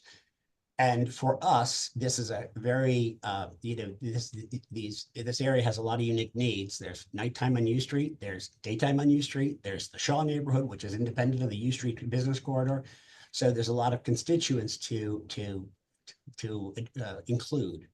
Safety and security, in all of the bids, we've hired out our own safety personnel to walk the streets to provide a sense of safety and security in the community, and that's a big component. Marketing and promotion. This is big for Duke. Duke District has an incredible brand that can be built upon and can be leveraged. So really creating the place and bringing people to the place is a key component of that element. Infrastructure improvements, without question. And this is this is where it really is key, because we're always gaming the system with, in DuPont Circle, we wanted new park benches. National Park Service says we don't have any money. Said, fine, we'll buy the lumber, you provide the labor. They said, okay, fine. So you're working with these systems, and Jaron can speak to this much better than I can. And Jaron, I'm going to bring you in just a moment.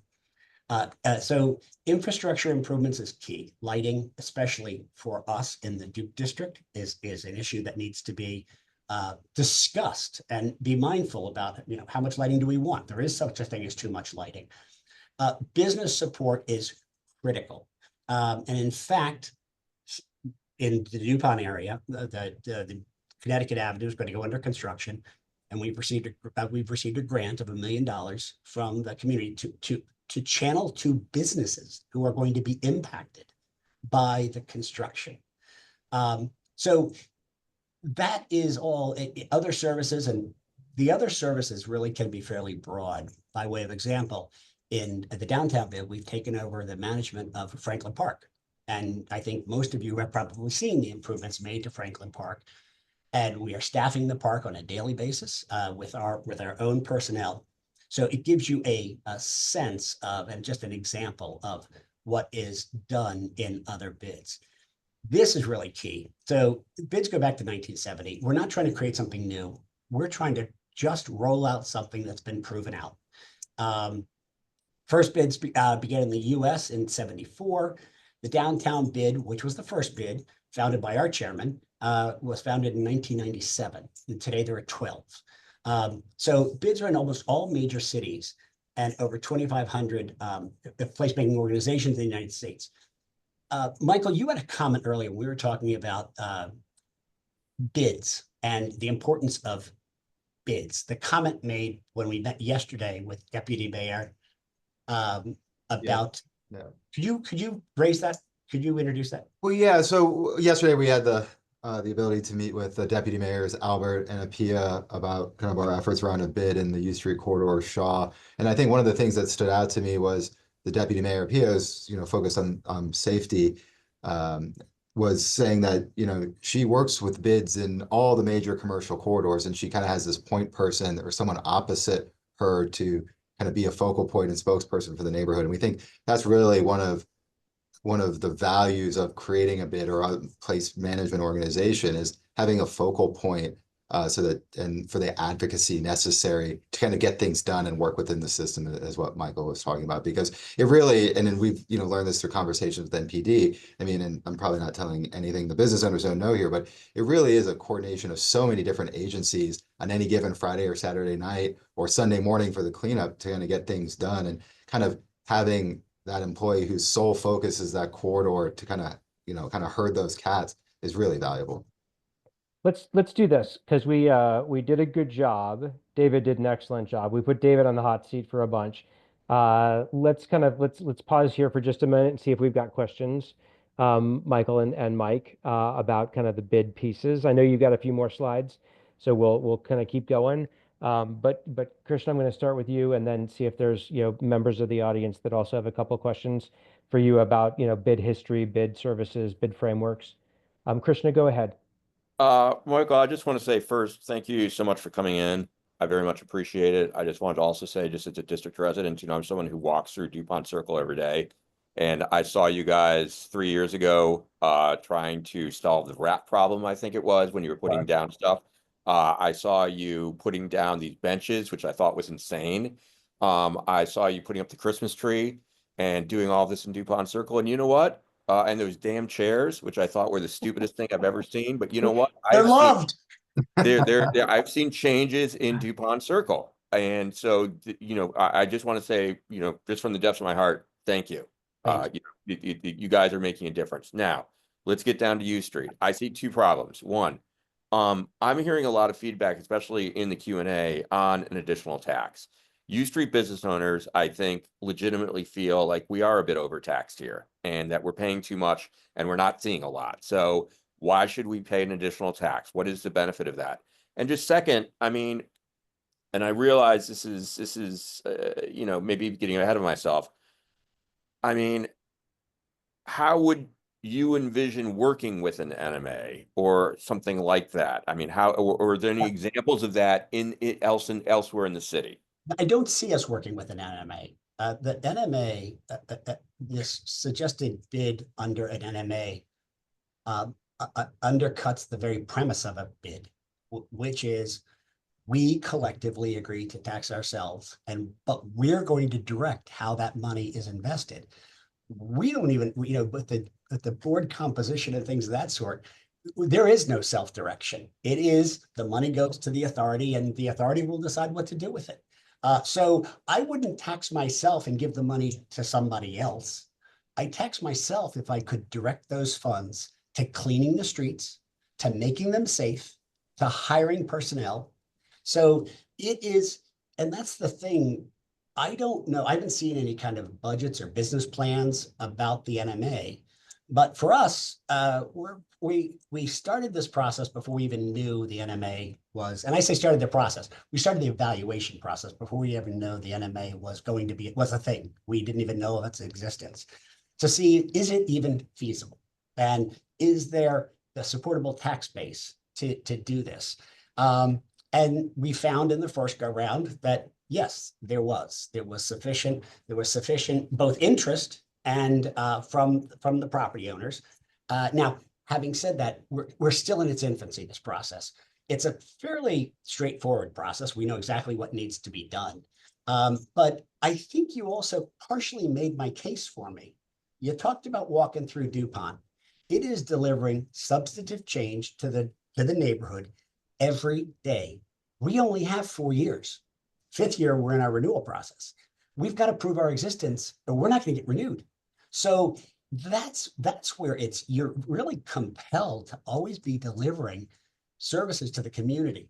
I would particularly like to bring Jaron in at this point in time, because I think what's key is the bids. It's not just, yes, it's about clean and safe, but Jaron, can you talk about maybe how the downtown bid relates to and interacts with and collaborates with the business community? I think that would be helpful, very helpful. Yeah, absolutely. And Michael, I appreciate you inviting me to be here. And thank you all for allowing me to be here and spend some time. My name is Jaron Price, the Service President and CEO of the Downtown DC Business Improvement District. I've been working here at the Downtown DC bid since 2018, and in my capacity as CEO for the last 3 years. And so, Michael, you really touched on a lot of points and covered a lot of ground here. I will say that 5-year renewal is a really critical component because it does really force the issue at hand, and that we want to make sure that we are constantly delivering for our membership. And our membership is not just the property ownership, but it's every business that's in the community. It's every tenant and employer that rents space in any of the commercial office buildings. It's every cultural institution that's downtown, our theater groups, our arena. It's every single entity is sort of considered in that membership pool and have a say and process by which they're involved in our annual meeting to vote on the board of directors, which then guides and governs those key decisions around how those resources are spent. And just in terms of like the day-to-day, how we really try to support the business community, it's all about the place management aspect of that. And Michael touched on the bread and butter. And I think, David, you said as well, it's that clean and safe is the fundamental crux of what we do. So through our what we call Safety, Hospitality, and Maintenance Ambassador program, SAMS, our SAM program, which is what the clean teams were sort of based on throughout the city. It's all about making sure that we're engaged in trash collection, much like you all experience on U Street and other sort of high traffic commercial corridors. The one touch point per day that DPW can commit to is not nearly enough to keep up with the volume of trash that's collected. For us on 7th Street near the arena, those cans tend to fill up, literally are overflowing at least 4 to 5 times per day, on event days even more. And so it becomes really critical for there to be a dedicated team that's able to just be able to remove trash, ensuring that graffiti comes down within 24 hours of it being reported. We have team members who are specifically looking for graffiti just to ensure that the neighborhood is constantly being guarded and watched and cared for in that way, which really helps to stem other bad behaviors. In terms of the safety element of this, you mentioned sort of the coordination aspect is huge. We've actually even gone as far to go after some of the different grant opportunities that have been made available this year and have dedicated personnel in parts of our downtown core who are doing daily business wellness checks, checking on folks during some of the First Amendment activities that take place, but just really being that key liaison to the business community to offer that direct day-to-day support. I could really go on and on all night about some of the elements of what we do, but just want to also say, Michael flagged, that flexibility for the board to really determine what are the services that are a priority. In that 5-year renewal process, part of what the legislation requires is that we have to put forth a business plan that is voted and approved by the full board of directors. That then has to be reviewed and approved by the city.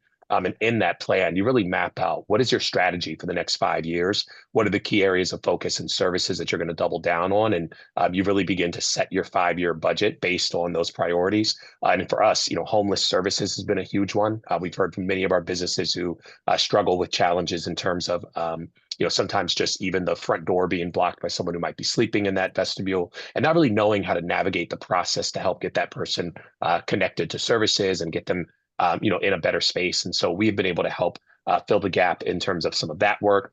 We have been able to operate the Downtown Day Services Center at 1331 New York Avenue Northwest, which is a huge connection point for folks experiencing homelessness. Michael mentioned the parks and green spaces, the management of Franklin Park and some of the other space improvement work that we've been able to do. And then it's the events, being able to put on things like the Downtown DC Holiday Market on F Street at the National Portrait Gallery, attracting, hundreds of thousands of people, per season to the neighborhood and community, and really supporting that branding and marketing is also part and parcel of what we do. So I'll stop there, but there's a lot that bids can accomplish and can do. Yeah, let's do this. I want to make a comment, and then Karen, I do see your hand up because I now know where to look in the police badge.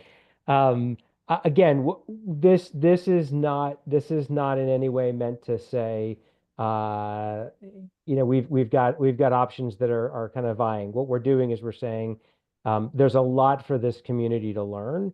And we've had the opportunity to put a good option on the table with the NMA and ask a lot of questions about it. The bid, also a framework that brings a lot of value. We want to be able to put it on the table, ask a lot of questions about it. And then I expect that all the folks who invested their time and energy tonight are going to, think about the questions, send us even more questions. We're going to get everyone back together again, and we're going to keep talking about this, right? Because we need to put some more love into the place that we do love, and we need to find out the right solution for it. So Michael, Mike, Jaron, thank you all for putting the time into this. Karen, to you, question, Alex, to you, and then I might say, well, I might add, I might suggest before we, and I would request to be invited back, because I think this is the very brief period. All we've done, I'm afraid all we've done about bids is create confusion by not giving you a really complete presentation. But so that's the first thing I would say, and we welcome taking the time to come back to you. Yeah, no, Michael, I'm sorry, I should have acknowledged that too, right? This tonight was presented as a response to, hey, what's a bid? So we've touched on probably the tiniest tip of the iceberg on that question. As a property owner in Shaw, I would tell you there's an urgency to our needs, and I think everybody on the call would agree to that. Yeah. So yes, let's talk, but we need. My concern with the NMA, there's a lot of details that are going to be worked out. Budgets, staffing, how do you take on all the asset management of all the government properties? How do you assume title of all the government properties? So there's so much that we need to figure out to be comfortable with creating another level of bureaucracy in our DC government. And the devil's in the details. So that's the only thing I would say. We're not trying to be all things to all people. We're trying to do basic blocking and tackling in the streets every day. Perfect. And we want to have you back. We want to keep talking about this. And I think part of where I'm trying to balance is that I know at some point into 9 o'clock, we're going to lose folks. So what I want is for people to be able to kind of have some information in hand, think about it, and then let's get this whole group back together again. We'll work on an agenda that allows us to put some more time into the discussion around the bid, some more time with David being able to put some energy into the questions that he's got to answer. And then I think this conversation needs to keep going, because you are 100% right. And I'm looking forward to hearing from the property owners the residents, the business operators, about kind of their priorities, their sense of urgency. Because I would agree with you. I think it's high. Karen, can I go to you, then Alex, and then Yes. Mike? I see your hand up. I just wanted to respond to some uh, questions in the chat. oh, Go ahead, oh, please go ahead, Karen. okay, so am I going or am I? Yeah, please go ahead. Karen, you're up. Okay, thank you. And I think that that was a great, really great, a very informative presentation by the gentleman. Mr. McCarthy, you all did an excellent job, Ms. Jaren. I think this may lead more towards you, Jaren. Given the scope of the services provided by the bids and the ranging from public safety, cleanliness to business support, and obviously marketing to our DC City Council, how many staff members, and this is just for us to know the weight of how it's going to affect our economic growth in the area. How many staff members, contractors, or partners are typically required to fulfill the responsibilities of a bid? And then additionally, what does the size and the budget of a bid, how does it influence like the staffing levels, and what are the best practices that you can ensure that the resources are consistently allocated to you so that we can look out for certain things so we can effectively maximize the impact of the M&A that we are looking at. But the bid is obviously the cousin of it. Right. The bid, from my perspective, the bid would not be in existence. The NMA is something else. The bid and the NMA they're not one and the same. So the bid, you lose the That's whole. understood. That's understood. Okay. I would, Sharon, if you don't mind, I'm going to take the question because while Jaron's budget is very generous because it's a very large, Right. he has the responsibilities he has. One of his tasks last year was keeping the sports team in DC. So the issues that he is confronting are elevated to a level far beyond what we might have at the DuPont bid. The DuPont bid is very similar sized. We have a full-time staff. We have an executive director and a marketing and communications individual. We outsource. We have a contract for marketing and communications, social media management, things of that sort. Very effective. Just by way of example, and then let me stay on the same line. And then we outsource to Central Union Mission, which helps us because it also helps to provide jobs for homeless in the community, and a separate entity for security officers. They do not carry firearms. That's a whole insurance issue, but they are dressed as security officers and patrol the neighborhood. We have seen a significant improvement in the neighborhood since the introduction of those. So it's a fairly limited staff. So they are, as I said, we have 2 full-time and 1 full-time consultant. And then it's contracts. So we outsource obviously for the clean and safe and security. So with that, but the bid is not reliant on just bid tax revenue. That's where we again depart from the NMA. Each bid is supported by the Bid Foundation, which is a 501c3. So last week, I had a conversation with Amazon, their Amazon Foundation. And I said, we need resources in Shaw. And the response was, we're dying for opportunities like that to invest in the community so we can show we're not some California company who flew in and just trying to make our money here. We want to be members of the community. We have the latitude to bring in contributions through the 501c3, which benefit the bid. So the bid revenue, then on top of that, voluntary contributions. We will have non-for-profits. Howard University is a perfect case in point. I've talked to Howard University. Now, all the properties Howard University has that are on ground leases, they are now subject to taxation. So they would be subject to a bid tax. Howard University itself would not be. It's tax exempt, obviously. But we are in communication. We're in discussions with them about a voluntary contribution. They contributed a pro rata share. We got about $90,000 of contributions to evaluate a bid. And Howard was assumed a pro rata share of that $90,000 that they contributed. So they've been very generous and they're very involved. They're very engaged in kind of seeing improvements in the community. So, you know, it's that those funding sources, Karen, it's a perfect, Karen, it was the great question. You know, exactly what's your organization? What's it look like? How are you going to staff it? So we know. So we actually did a draft. We have a draft of our, and it's only a draft. So we don't want to share it. But the business plan, the 5-year, but we need a 5-year business plan, a 5-year budget. So that's basically where we are. So we say we're about $1 million. We did modify the orientation. Michael, why don't you talk about that, if you don't mind, about the orientation of the bid and how that has changed with input from David. And he's been critical. He's been part and parcel to this the boundary discussions. And can we get numbers in regards to the human capacity as well as you're answering those questions, if that's okay, guys? Can I do this? Mike, I do want you to comment in response to Karen's question. Let's do this because I am both watching the time and I'm watching the number of folks who are still on the call.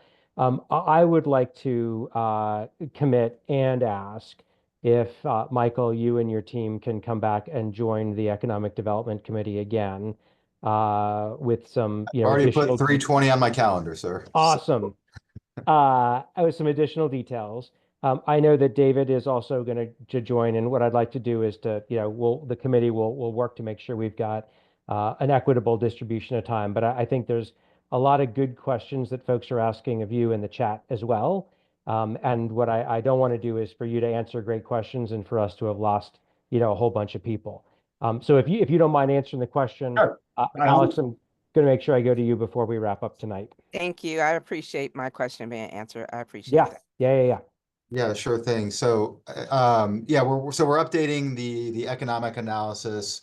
We've recently kind of reoriented the boundary more on an east-west standpoint so that we can align with the neighborhood management authority boundaries that, you know, that David has talked about. It is a little narrower in the bid that, you know, you need to focus on the commercial corridors a little more than the residential streets.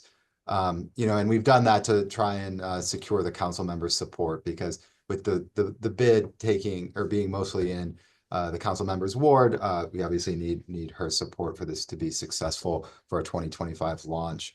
You know, and we should by your next meeting on the 20th of March have our updated analysis. And I think this dovetails into one of the questions from the Q&A and it came up in a couple different ways of, you know, why, sorry, this question is why hasn't a bid worked in the U Street Corridor before? And I'm sure some of the old hands on this call know that there have been a couple efforts to establish a bid in Shaw. And I think a couple things have changed significantly from those last efforts.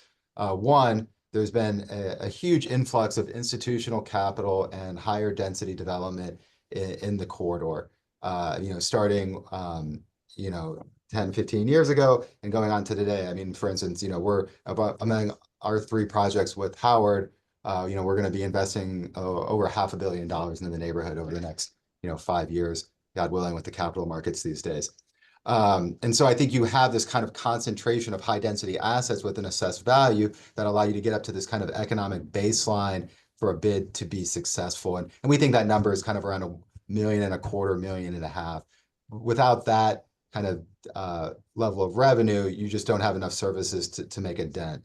And I think that definitely has changed. And I think one of the challenges in Shaw and U Street over the prior efforts has been it's a low density neighborhood. And then you start having to draw a bigger map to kind of get to the revenue, but then your services are spread thin and it's just been difficult. But I think that kind of the changing nature of the density and the investment has made it much more feasible. And we know from our prior analysis that we do kind of have that minimum level of revenue to be successful. And I think the other thing that's changed is the direction in the neighborhood. I think, you know, 10, 15 years ago, there was a lot of optimism, things were pointing up. I think there's been a lot of concern in the neighborhood over the last several years about the direction, you know, with the, you know, perhaps businesses closing or looking to relocate, with the safety and security concerns that, you know, present in U Street as well as the rest of the city. So I think there's an urgency now to trying to get something done and have there be an organization to help represent the neighborhood. And, you know, we're in the process of, you know, reaching out and communicating that vision. And so we thank you for the opportunity to present tonight. And we're certainly happy to. And I'd say Matt,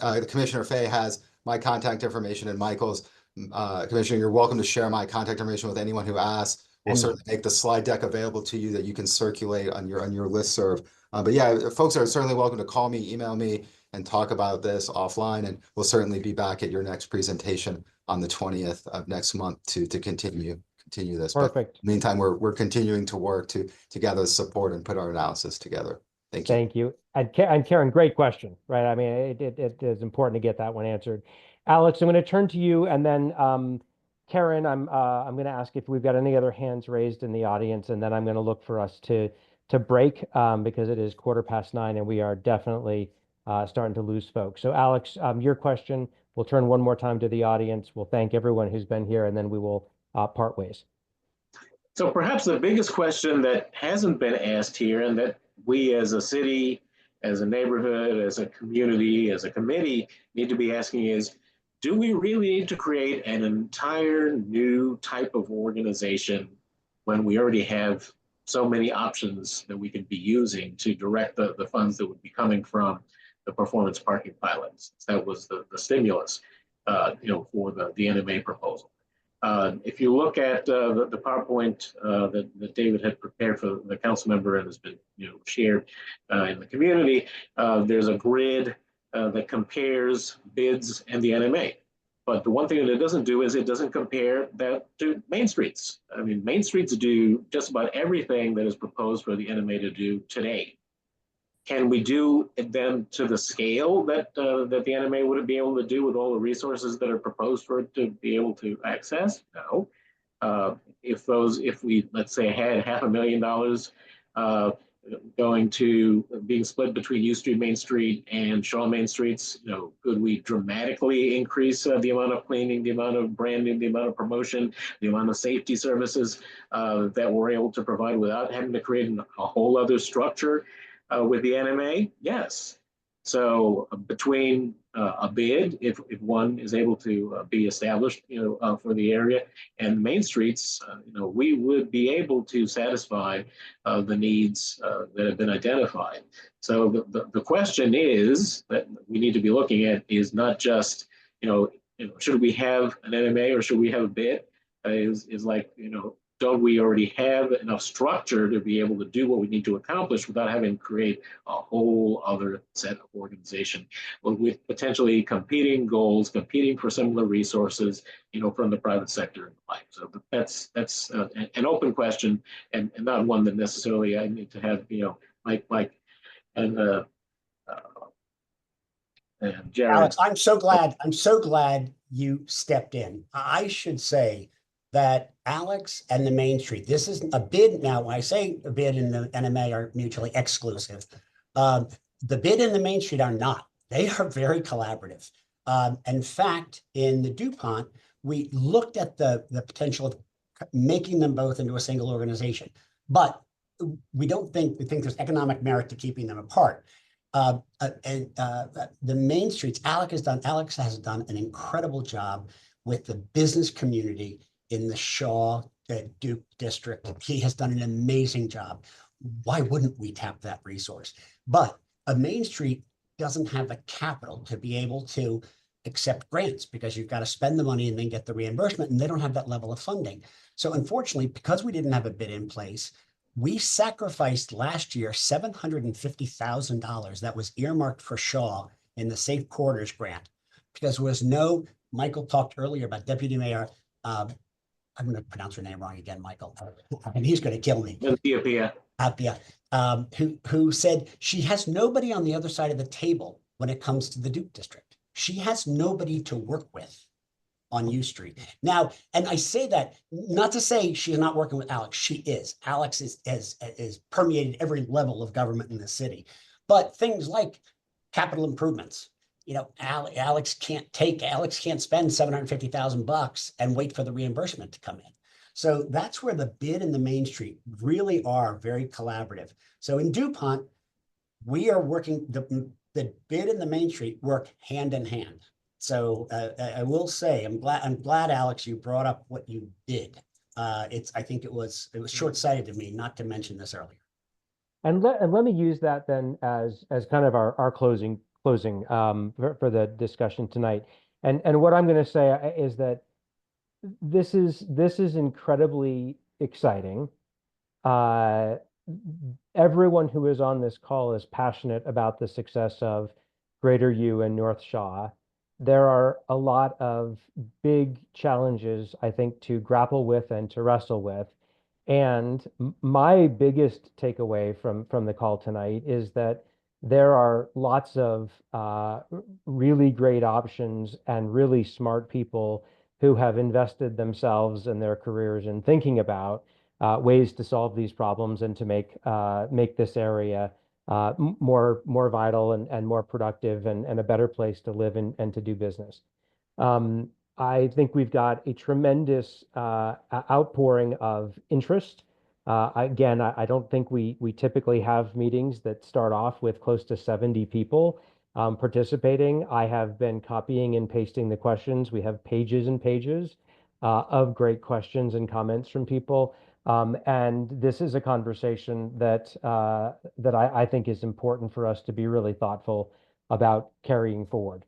What I'm going to say is this, and I will look for, kind of final comments from folks, is our next Economic Development Committee meeting is March 20th, also a Thursday because of the way February and March work together.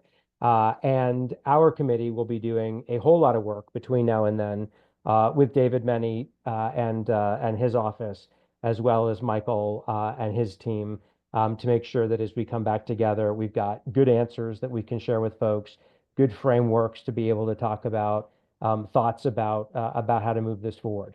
At the end of the day, and this is my personal opinion, so you can take it for what it is. The success of a neighborhood is the result of lots and lots and lots of different people all coming together from different walks of life and different perspectives and saying, I want to be a part of that. And how do I be a part of it? And so I think the more people that we're engaging in this process and the more perspectives that we're bringing to bear and the more people who are able to say, hey, I'm putting my hand up. This is what's important to me. And hey, I'm putting my hand up. This is how I want to be a part of it. The better the whole thing works. And so tonight was a start to an excellent conversation. We'll continue that conversation. To those of you who are on the call, email us. Karen, I think everybody's got our ANC emails.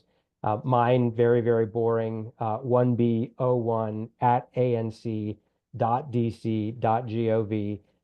But email us, reach out, and then we will also be communicating with you over the coming weeks as we get answers, as we get additional information. Many of you had requested the presentation that Michael had given. We'll make sure that that gets out to folks. You all should have a copy of the bill that was submitted. But if you don't, right, let me know and I can push everything back out again. But I want to thank everybody who was here. David, tremendous kind of depth of knowledge and ability to kind of help answer all sorts of questions. Michael and team, tremendous depth of experience and examples of what you've done elsewhere. And I just want to thank everybody for taking the time and putting the energy into this tonight. And I just have to reiterate, as Michael said, feel for anybody, all of you are welcome to reach out to either Michael or I. We will circulate our contact information. So happy to share any information with you that you might need. That sounds good. And David. Commissioner Fay, I want to make sure you get some appreciation too for your facilitating this conversation. I think we're in pretty good hands with a lot of big concepts here. And I guess the note I'll end on is I've just been thinking about how for so long there just wasn't enough momentum or resources or attention on this area to really bring the resources that it needs. And it's honestly just like really inspiring to see almost an embarrassment of riches here with what we've been able to talk about today. So I'm really thankful to everyone that's been on this call. I'm excited to keep it moving. That sounds great. All right, everyone, thank you again for your time and your investment. We'll see you all in a month, but we will definitely be in touch before then. Have a good night, everyone. Certainly. Have a great one. Bye. Bye-bye.